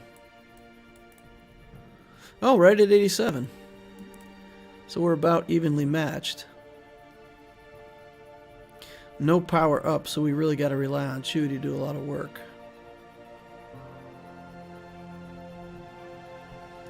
Oof. It's going to be ugly, but we got to give it a try. Don't know exactly what else I got to get that.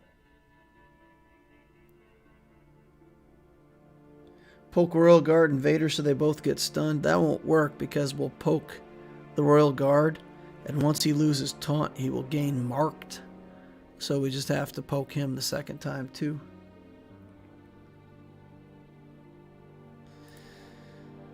Okay, this could be a long battle, so I'm going to have to fight quickly and concentrate here.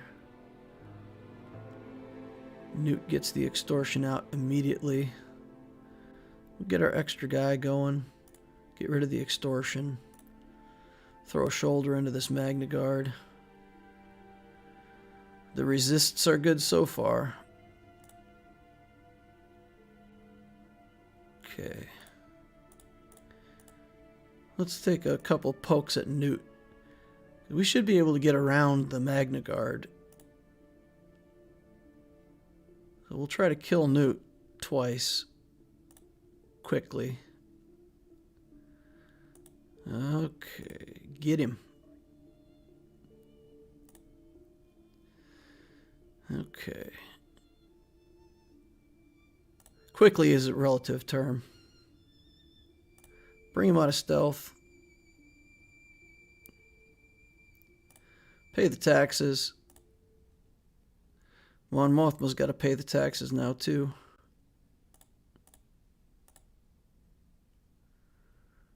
Okay. Come on, guys. Come on, come on, come on. Now he's under stealth, so we just got to deal with the Magna Guard. Good. Now we can... Okay. Extortion. Level 2. Okay. At level 2, we should be able to daze... This is good. Extortion. Let's hit for damage. Get Dooku out of here. Good. We don't have to pay the extortion anymore, right? Yeah, we'll go ahead with Mon Mothma and pay it. Yeah, that's fine. Okay. Okay. Alright, my crazy tenacity Mon Mothma team doing some work. Alright, now let's work on this front wall. So this, we said Sith Eternal. 1 weak Sith, you said. But we're going to do... like 1 good Sith, 1 garbage Sith? Does that sound fair? Just put the Empire Trooper in there to take up some time? Or would we rather have... I don't know. We can give him time. We just get him in the way. It'll just make things take longer, right? This is good. I'm going to wait a second on Griff to confirm. Savage is perfect here. Any problem putting in the other good guy, Griff, or is that a bad idea somehow? We just want to get through enough turns to get our ultimate off. I got to slow down a bit though. Let's make sure that I've picked the right battle here. See, Sith. Do the tank. We'll do Savage. Set or Marauder both work. You'll be fine. Okay. In we go. In we go. Let him kill that Savage right away. Bam. I've been breached. I gotta admit, guys, whenever I get that buff on me, the definition of breach is pretty much to penetrate. So whenever my character gets breached, I feel like I've been... well, never mind. We're not going to talk about that on stream. It doesn't seem like a good name for a buff, though. Alright. I think we just work on Luke, because he'll get killed whenever I decide to do the ult, right? So, that's fine. Here's the ult. Someone needs an accuracy arrow on their JML. Alright. Nuke him down. Now he's got his ult. He's coming out all angry. I think I need to link you up with this little Yoda over here. How do you feel about that? Good? Oh.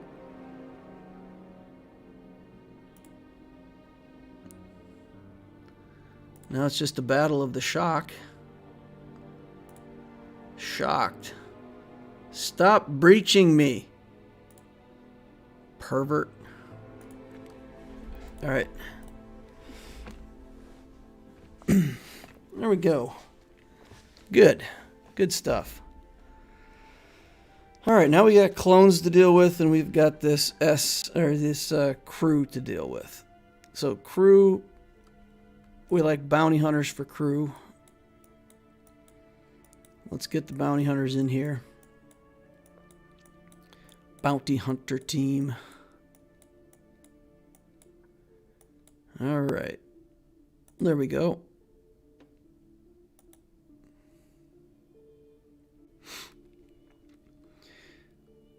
Okay. Now we just gotta survive this red trooper long enough to... Yeah, I'm gonna go ahead and do that right away. Okay. We'll go over here. Killing my aura already. Yikes.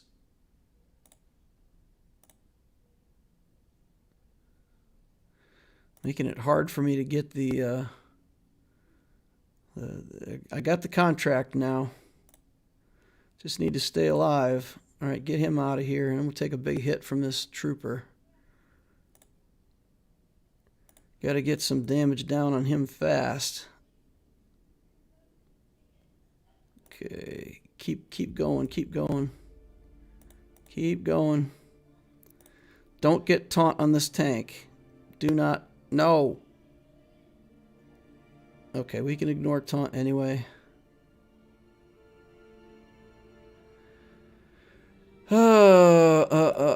Okay, we're gonna do this.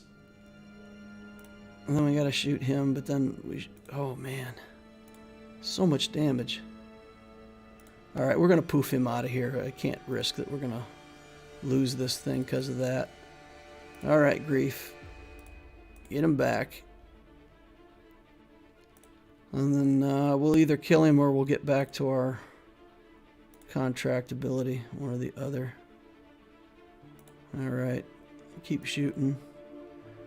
Couple more rounds here. Let him take one more turn. Good. Alright. Come on, Grief. No! It's not enough. Alright. Can't get that last banner back. Get him out of here. Get him out of here. Okay. So now we have Vader. What do we have against this?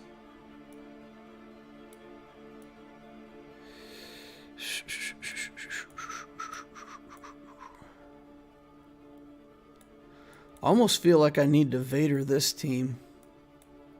Can we Vader this team? I can't nest it because of the Rex.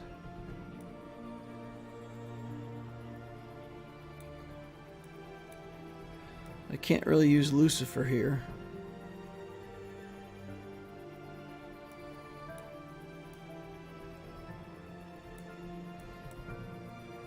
Mando's Disintegrate got the banner back? Oh, did it? Nice. I didn't notice that. Thanks, Darth Tico. Wow, wow, wow, wow. You got any ideas for me, chat? What am I using on this clone team? Gotta figure out how to kill this clone team.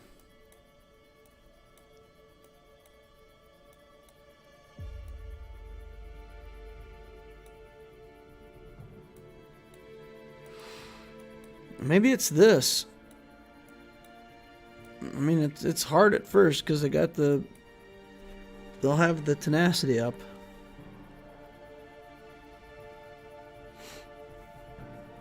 Who's LSUFUR?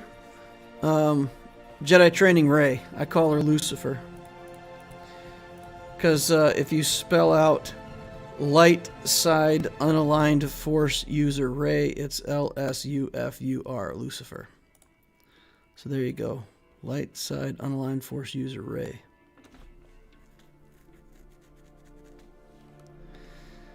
Man, I don't know. This team is just super annoying. What's the full team? OG Kylo can solo. OG Kylo can solo clones. Yeah, I feel like we tried that once before, didn't we? Didn't we almost lose trying that once before? Yes, we did. We did, because Shock kept kept calling fives to assist, and kept giving him all of his life back, and we never took enough damage to get through fives. We tried that counter, and we didn't have enough damage to get through fives ever. We couldn't get through Shock T. We couldn't get around the taunt. We got stuck.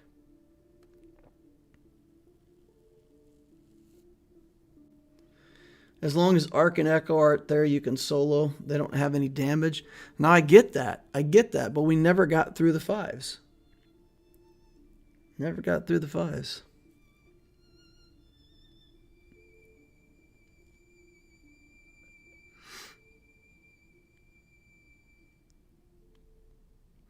You know what we could do? We could bring in Kylo Daka Zombie.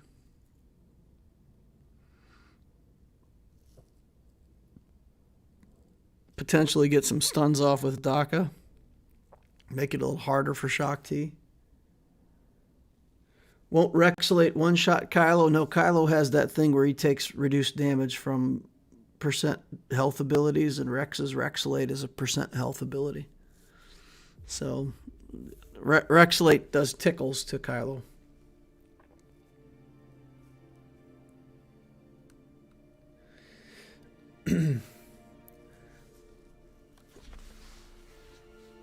Yeah, I remember that we got stuck behind 5s the last time we tried that. We got stuck behind 5s. Shock just kept giving him taunt over and over and over again. We never have enough damage to kill him. I don't like that. I don't know that that's going to work. Even with Daka and Zombie, I don't feel like I've got enough damage to get through. Maybe that's enough to make the difference. Let's just go take a look at the back wall here again. Stare at this Lord Vader. There's nothing that threatening back here. We do have to kill this Daka, this Night Sister team.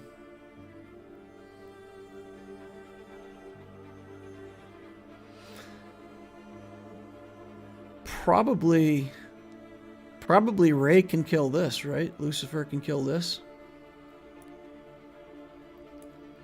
Remove turn meter from people. Maybe. There's just a lot of teams that are good enough to need something, right?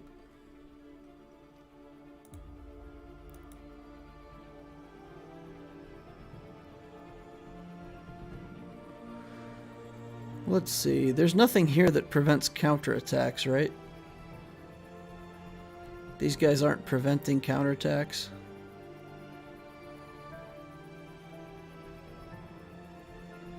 I feel like we could nest here.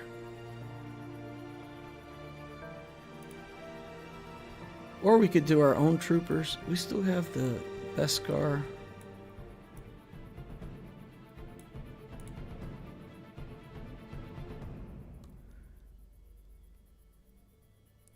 Kill Shock or Rex first. Ignore 5s. You can't ignore 5s when he has taunt.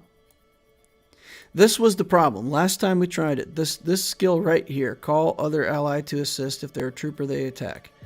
If they're blah, blah, blah, they gain stuff. No, is it this one?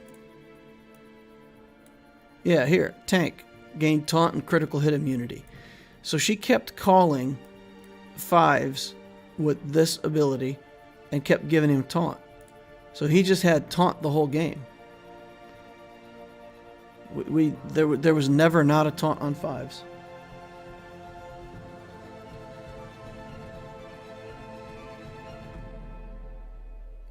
Hux leads prevents counterattacks. He prevents dominance. Enemies can't counterattack. Oh, good call. Forgot about that.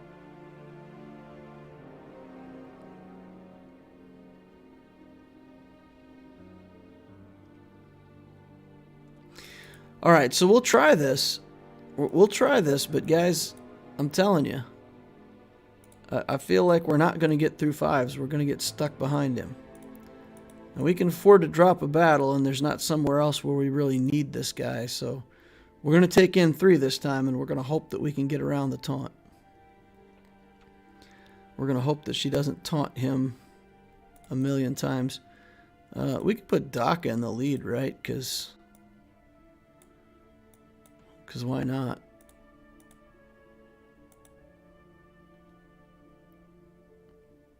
Right?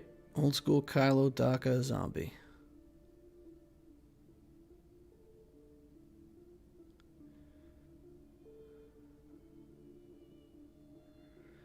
Okay.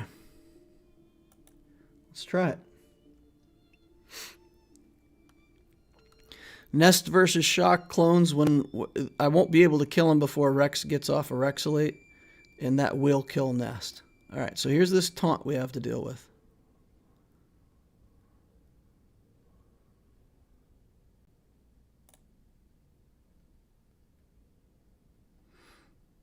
Okay. Yep. Still dealing with taunt. Alright. Stunned him. Now they've got the tenacity again. Now we get shock.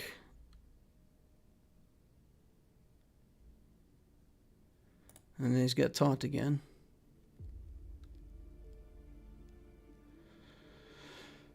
Okay. Try to get some damage on somebody.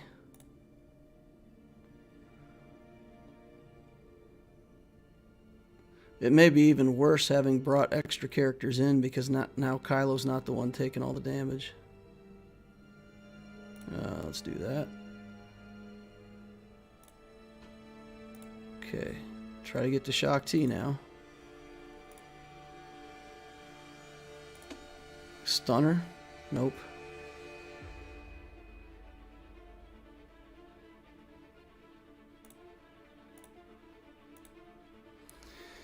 Now I got taunt to deal with again.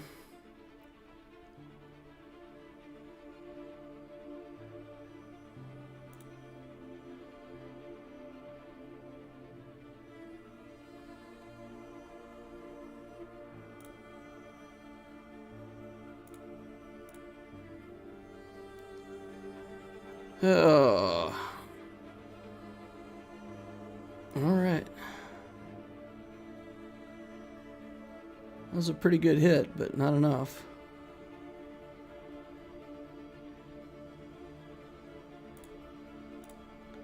Nothing to do but hit him.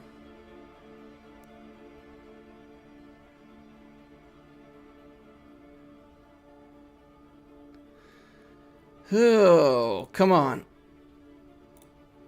Nope. Got to get over on Shock T. I don't know why I'm hitting him. That's it. That's it. All right.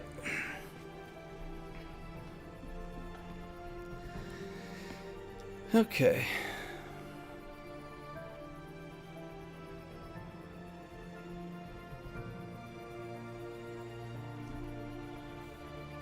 Yeah, I know Fives wasn't taunting there, but the clock is running. And I got to keep trying to hit stuff, and I'm just trying to play fast, and I didn't click on Shock T. So it's best I can do with what I got, guys.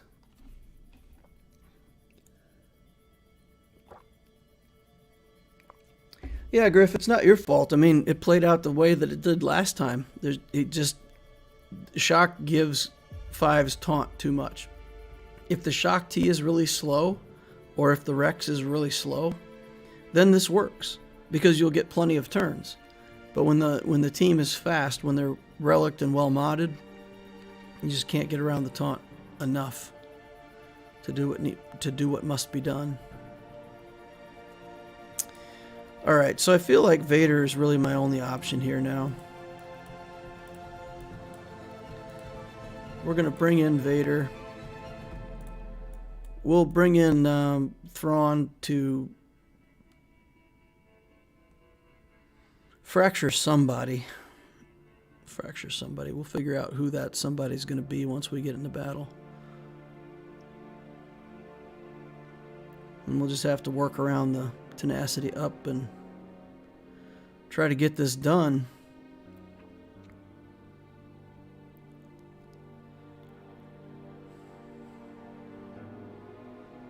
Rey has the hand wave.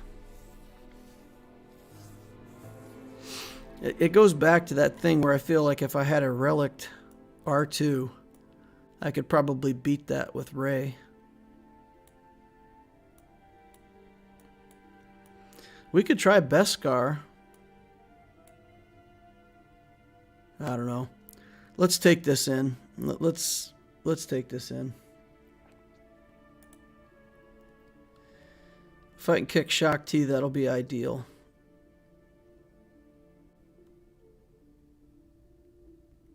Okay. Shock T. Boot to the head. Debuffs. Merciless Massacre. Hit here. hit here. Just a hit here. Now we're going to do this again. Call her. Hit him. Get some shock. Okay. Pass it back to Vader.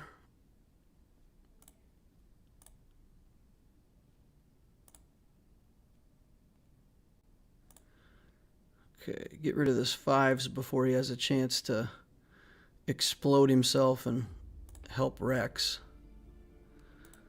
Good. All right, that's done.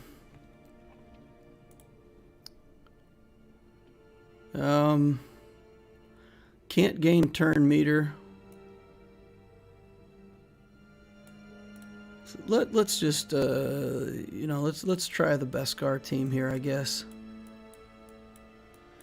I guess I'm running out of good teams.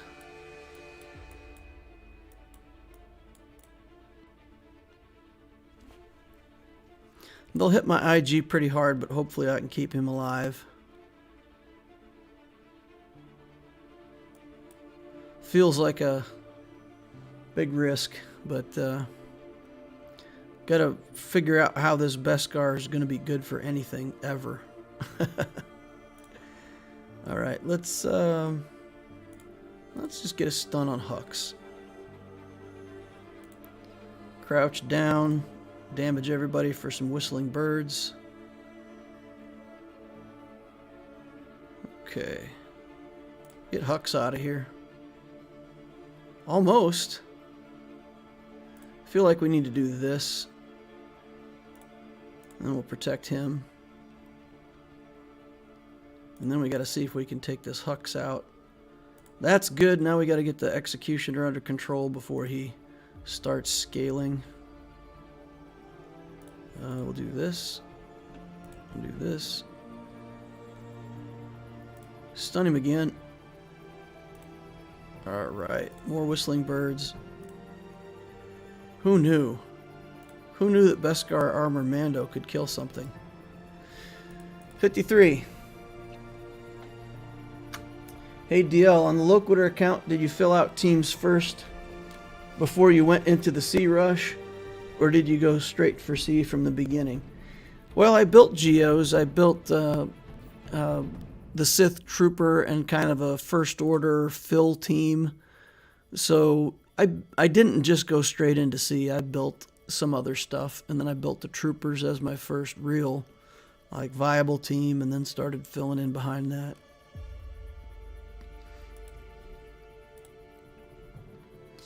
Alright, all kinds of stuff on the back wall. We need to get this one out of the way.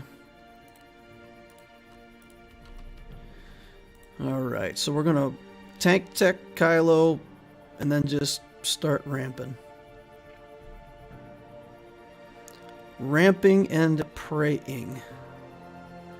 And that's what this one's going to come down to. And I got to hope that my speed on Kylo is better than whatever he's got on his guy. All right, here we go. Tank tech here. Try to keep some of these healing immunities off of me. There's the first stab. I feel like I'm going to get a second turn with Hux. I'm going to get greedy. Gonna get greedy. Swipe. We'll put this on Hux. Okay. We'll take a reset. Take a stab on Vader over here. Try to kill him. Steal some of his mastery. Okay, look at that. For all you guys who always say that I need that third attack on my basic, kinda didn't need it there. Okay, ramping. Reset. Stab again. More ramping. Big hit. Okay. Stab again. More ramping. Can't put it on auto because he'll go into the alt as soon as he has the alt, which we don't want to do.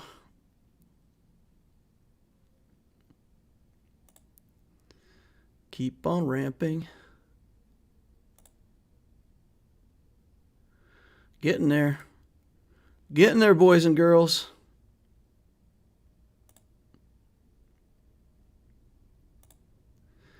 Two minutes 55 remaining.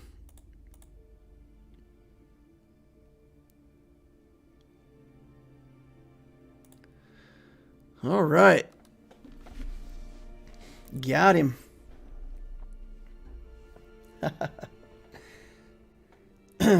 Hi DL, I'm at work now. Watch your video later, but drop a like just for you. Thanks, Benny Lau. Ray says it's not about when you don't need it, it's about when you do need it and don't have it. You need that third hit for countering JMK. Griff says Lord Vader is trash. I don't know about trash. Alright, so biggest threat we have still remaining is here. I feel like I've played Rey against the Night Sisters before and gotten murdered. So I don't want to play Rey against the Night Sisters. Nest could probably do the trick, but there's a lot of stuns, so we just got to... Oh, that's a lot of potency. It's not so bad, though. Bad enough to make it undesirable.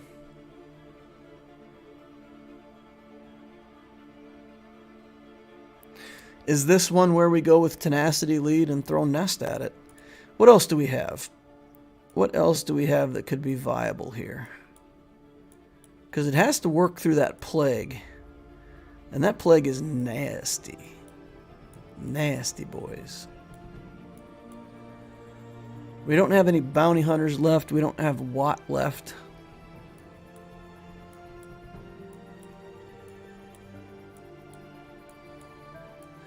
Maybe we have to do that tenacity lead with Nest. Maybe that's what has to be done. Nest cannot work.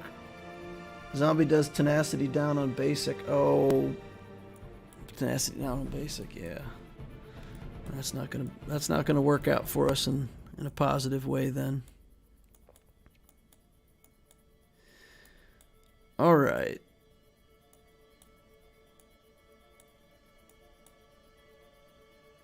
Oof.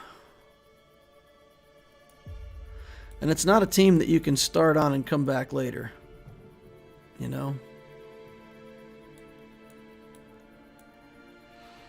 Because you got to kill things 3 times and then get somebody dead for good before anybody stays dead. So what is this? This is Daka, Talzin, and Zombie.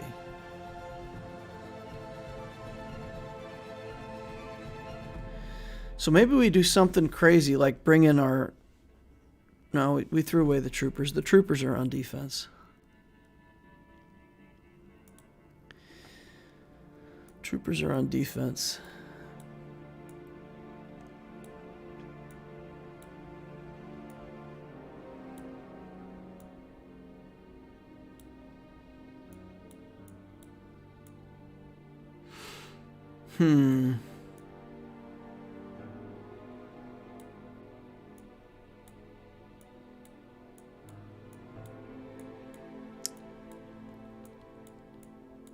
If I had one more good Empire leader of some kind, I mean, I could do something like this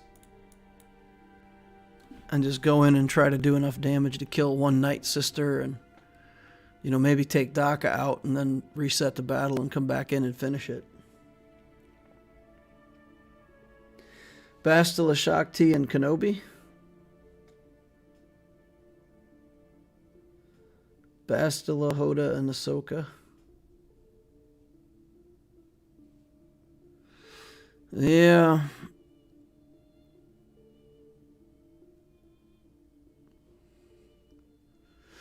If I could get Talzin dead, and then it was just Zombie and Daka, then a lot of this stuff starts to work.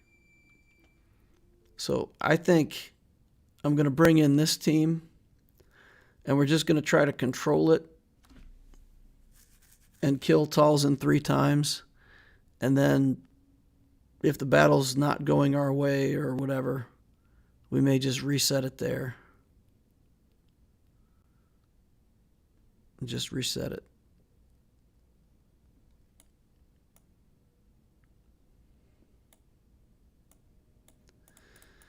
So if we were to try Jedi, what would we have? I just don't think the Jedi are going to do enough damage, right? So we could have like this, or we could take out Kenobi and put in Hoda. But once the initial protection up wears off, we're in trouble, right?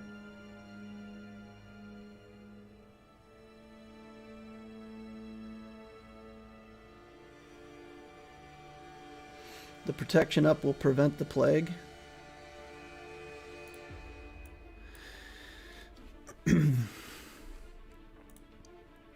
It'll prevent the plague one time, but as soon as they start doing enough damage to me to get that protection gone. Ahsoka hits pretty hard though, so maybe we can make this work. I don't know, guys. I'm willing to give it a try. I can always bail if it doesn't work, so let's get in here and give this a try. See if we can make it work. All right, get in there, Ahsoka. Counting on you. Bam! Oh boy. Okay. Talzin down once. Was that Talzin down twice? Yes. Yes, it was. Okay. Get that out of here. Try to heal up this plague.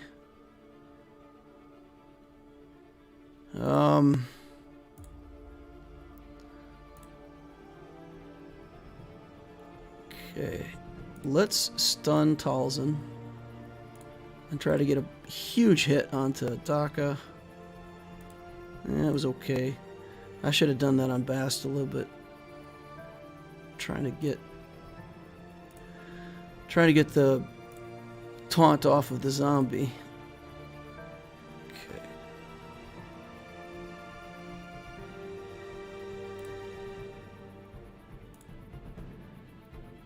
Okay. Come on, Ahsoka, get back to your ability here. Alright, we're just going to hit the ability to try to get the plague gone. Okay, clear the debuffs and send Ahsoka. That didn't clear any debuffs. Why did it not clear the taunt? Okay. Clean that up. Okay. Come on. Come on, guys. Send her over. Okay. I think at this point we just got to kill Talzin and reset it and be done with it. Because I don't see us killing Daka. Bam. And that's it. Just going to let it time out from here, boys.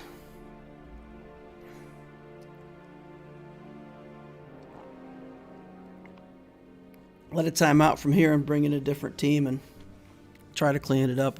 If we let Daka take another turn, then for sure, as soon as she does, she's going to resurrect Talzin, and we're going to have to deal with all that stuff again. It's not that this team is so fantastic. It's just that the opponent has so many defenses that he's has run us out of good teams. So that's it. That's a very effective Grand Arena strategy that's going on here. You Watt says, I hate fighting Night Sisters. Yeah. Daka has ramped up max health too, so you're not going to be able to touch Daka. Yeah, I think the best choice is just to hands off the wheel and let it time out. You know what we can talk about? We can talk about the Rey event. I've had a few people ask me to show the Rey event number 3, which is the same as the Kylo event number 3. So after this Grand Arena is over, we can go into the paper, rock, scissors and do one session of that. I think I've got enough tokens to do one paper, rock, scissors. And we talked the other day about the feint strike, parry strike sequence that you use. And the only thing that you change is if they do the little question marks over their head, you always do a strike. So I think that takes 60 tickets. So we'll be able to go in and do one of those. And for people who've never seen it, at least you'll get to see one time what that looks like.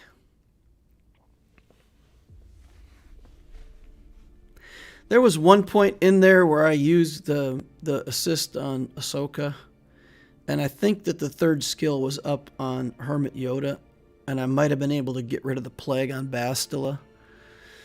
So if I would have gotten rid of that plague, then maybe that would have done the trick, and we could have maybe finished this battle out.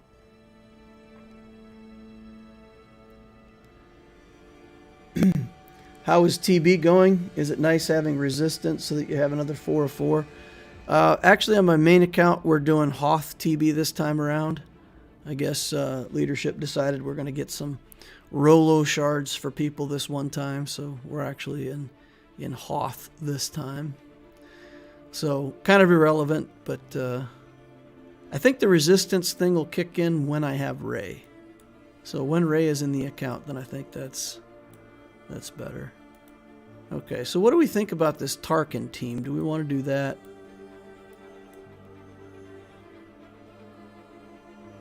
Or do we want to go ahead and do Rey now? Because she can hand wave, take turn meter away from the zombie. Probably have enough damage to kill Daka. I don't know. I feel like we've done that before and got just stunned too much or whatever. So maybe we try this Tarkin Stark Gideon team and just try to muscle up and do damage. Just shoot some Night Sisters. Something with Fox could be nice. We're out of First Order leaders though, and he can get protection up for supports, so we've got really good durability in this team. We should be able to last a long time. I'm going in with this. I think this is good. We can reduce armor on the zombie, make her easy to kill. We can reduce armor on Daka eventually. So that all feels like stuff that could be done. All right, let's drain turn meter now. Get some power going on here. We'll steal turn meter again. Slow that zombie down. Get our first Night Sister kill. Put second stack of armor shred over here. Now she's a paper zombie. Alright. Debuffs up. Going for our second kill on ye old Daka. We'll do this. We'll wait on the turn meter drain for the moment. Try to get some stagger. Okay, we got some stagger, but it doesn't help us too much. Let's put an armor shred on Daka. Start getting that done. Now we'll drain turn meter, pop some hits over here. Get her out of here.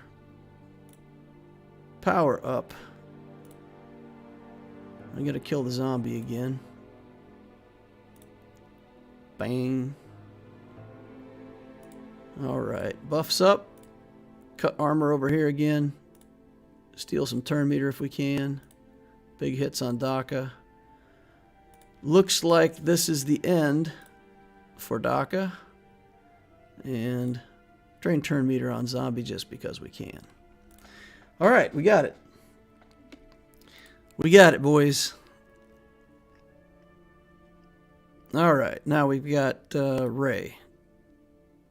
Let's bring in Ray and BB-8. And man, I'm going to relic this droid sometime soon.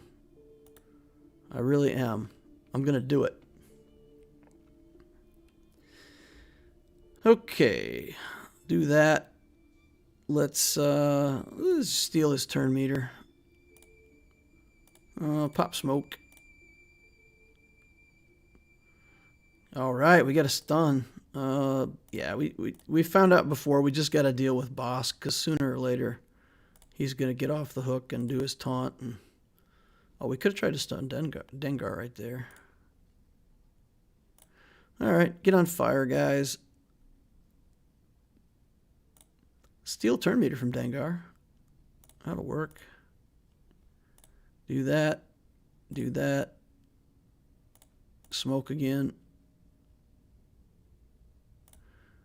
Alright. Boss going down. Man, once you get past his protection, he just turns into a different character.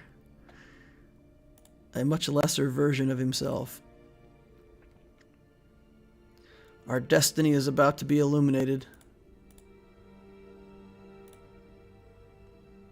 Here we go. Oh, I thought I had it. I thought my destiny was illuminated. Now it is.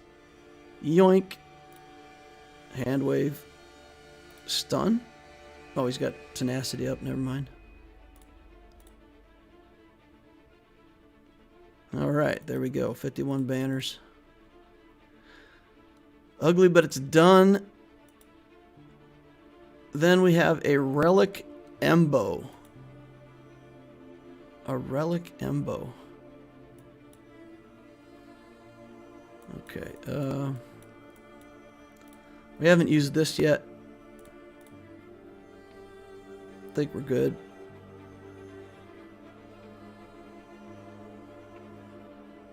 Alright. They have staggered me. If it goes on forever, then Django, in theory, could start reducing our health and all that stuff, so we gotta be careful here. Make sure he dies first. Okay, or Grief Karga can die first.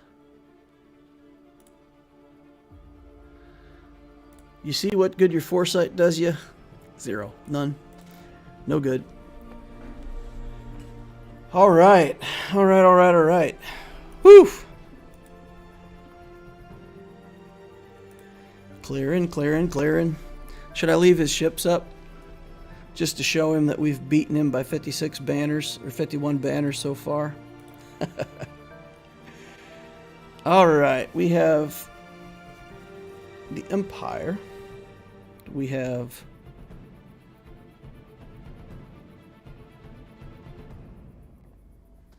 an interesting Malevolence fleet.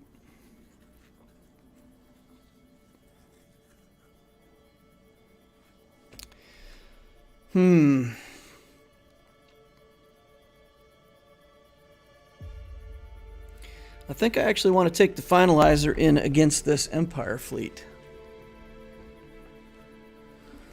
I think we actually like the Finalizer better up here. And then the Malevolence versus Malevolence match.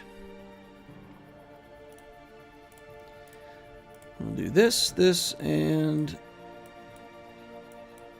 we really can't do Plo here because we might need it elsewhere to get rid of buzz droids.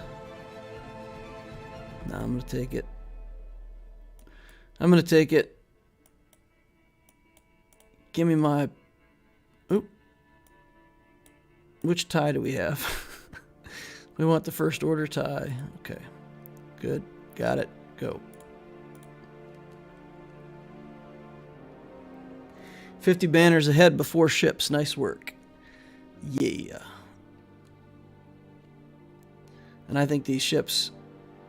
I don't think there's any way that he can protect this Vader from my initial onslaught with Hux.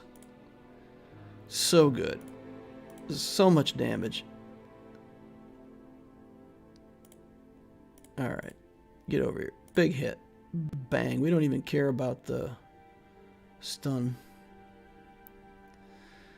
Alright. We're on fire. Ability blocked. Everything's terrible. Oh, we'll take the stun on him. Steal his turn meter. Call in this banner recovery mechanic here. We're going to try. Don't dodge. Don't dodge. Yeah.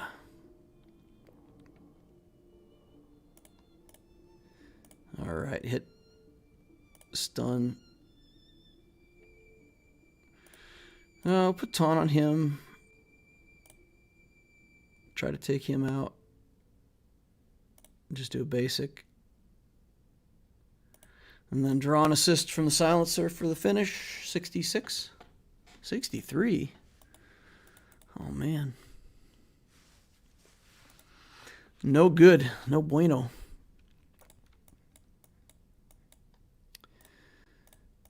Okay, separatists. This.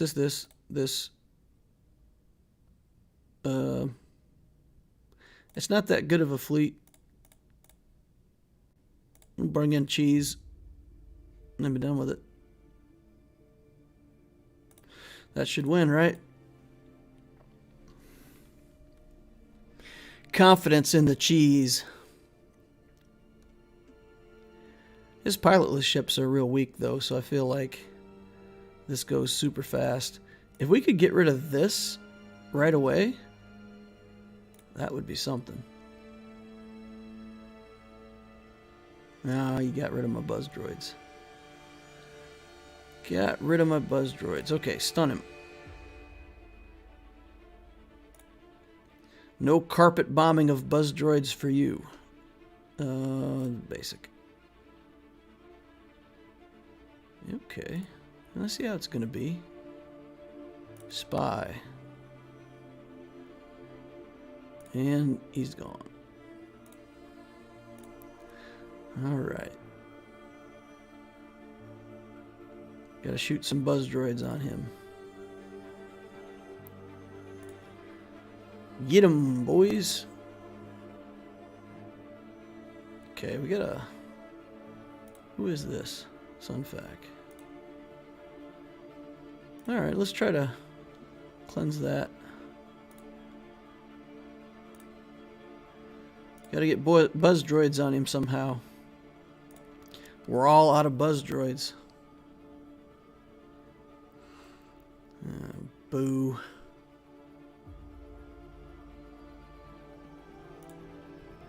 Now we got some buzz droids.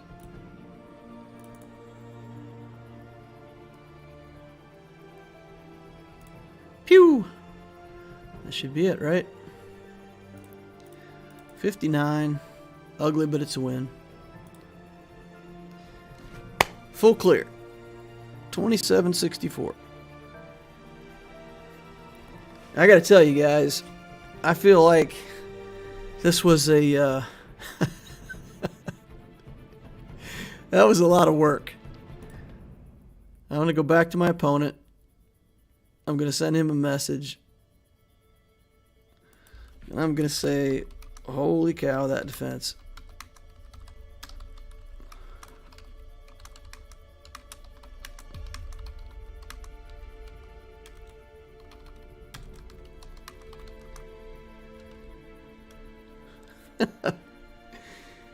Whew. That was a lot of work. Alright, let's go into this journey guide. And let's look at this battle. Special dual mechanic. We've got just enough tickets to go ahead and give this a try. So we go in with Rey. And it's feint, strike, parry, strike. So for anybody who wants to check out this Ray event. We're dueling. You're hard to get rid of. Ray, I know what happened. I don't want to listen to you. So he has a question mark over his head right away, so we skipped the routine. So normally we would go faint, but now we're just going to go strike. Get him. Okay. So faint strike. So we still do strike here. And then the third move is parry.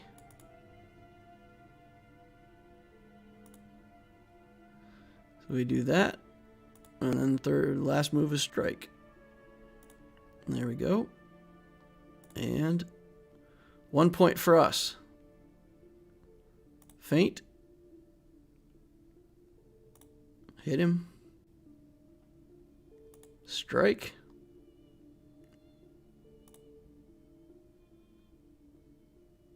Parry.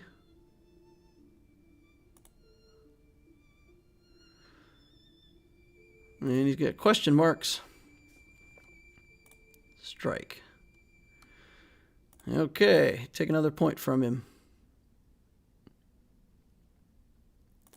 Feint.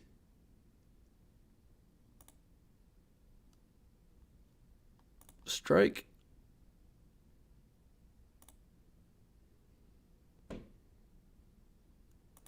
Okay, so instead of parry, we do strike because he's got question marks over his head. And then we do strike again. And that should be the third point for us. All right. Feint.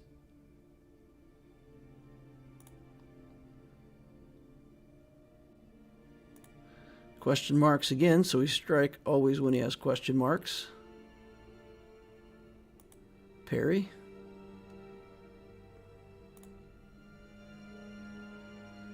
And strike.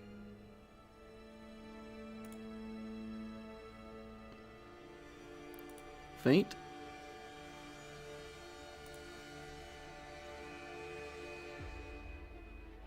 And strike.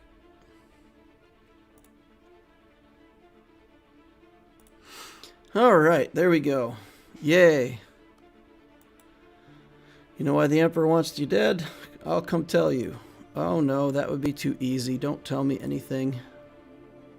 She just turns her back and walks away. She's like, nah. All right, there we go. Wait, why are we in the Ray event? Yeah, I got it on the main. I got it on the main. I certainly didn't get it on the Loquitur account yet. If I had 2 Galactic Legends at 2 million galactic power, that would be pretty impressive. Yeah, no, this is my main account. We're finally getting Ray unlocked. We're getting there. We got a couple more of these to do, and some of these and some of that, and then we have the 3 weeks of getting the alt. Alrighty, y'all. That's going to wrap up the stream for the day. Carter says, this is such engaging gameplay. Yeah. Yeah, but at least when people first started playing it and there wasn't really any guidance, a lot of people dropped a lot of tickets on that nonsense. So it's bad enough that it's, like you said, not very engaging gameplay, but then if it's not that exciting and also you're dropping 60 tickets a shot, oof, that's rough. Feint strike, parry strike for the win. All right, y'all, thank you very much for watching tonight. Subscribe if you haven't done that already so you get notified for more videos in the future. Hit the like button on the way out the door if you haven't already. Smash it, crash it, stab it, cut it in half. Do whatever it takes to make this like button turn into multiple small pieces. Join us over on Discord. One of the best Discords for new players that you're going to find out there. Lots of cool new people asking questions. Lots of cool experienced people answering. So plenty to do over on my Discord. Link is in the description of the video down below. Check it out. Hope to see you over there. Thank you all for your time, and I'll see you in the next holocron.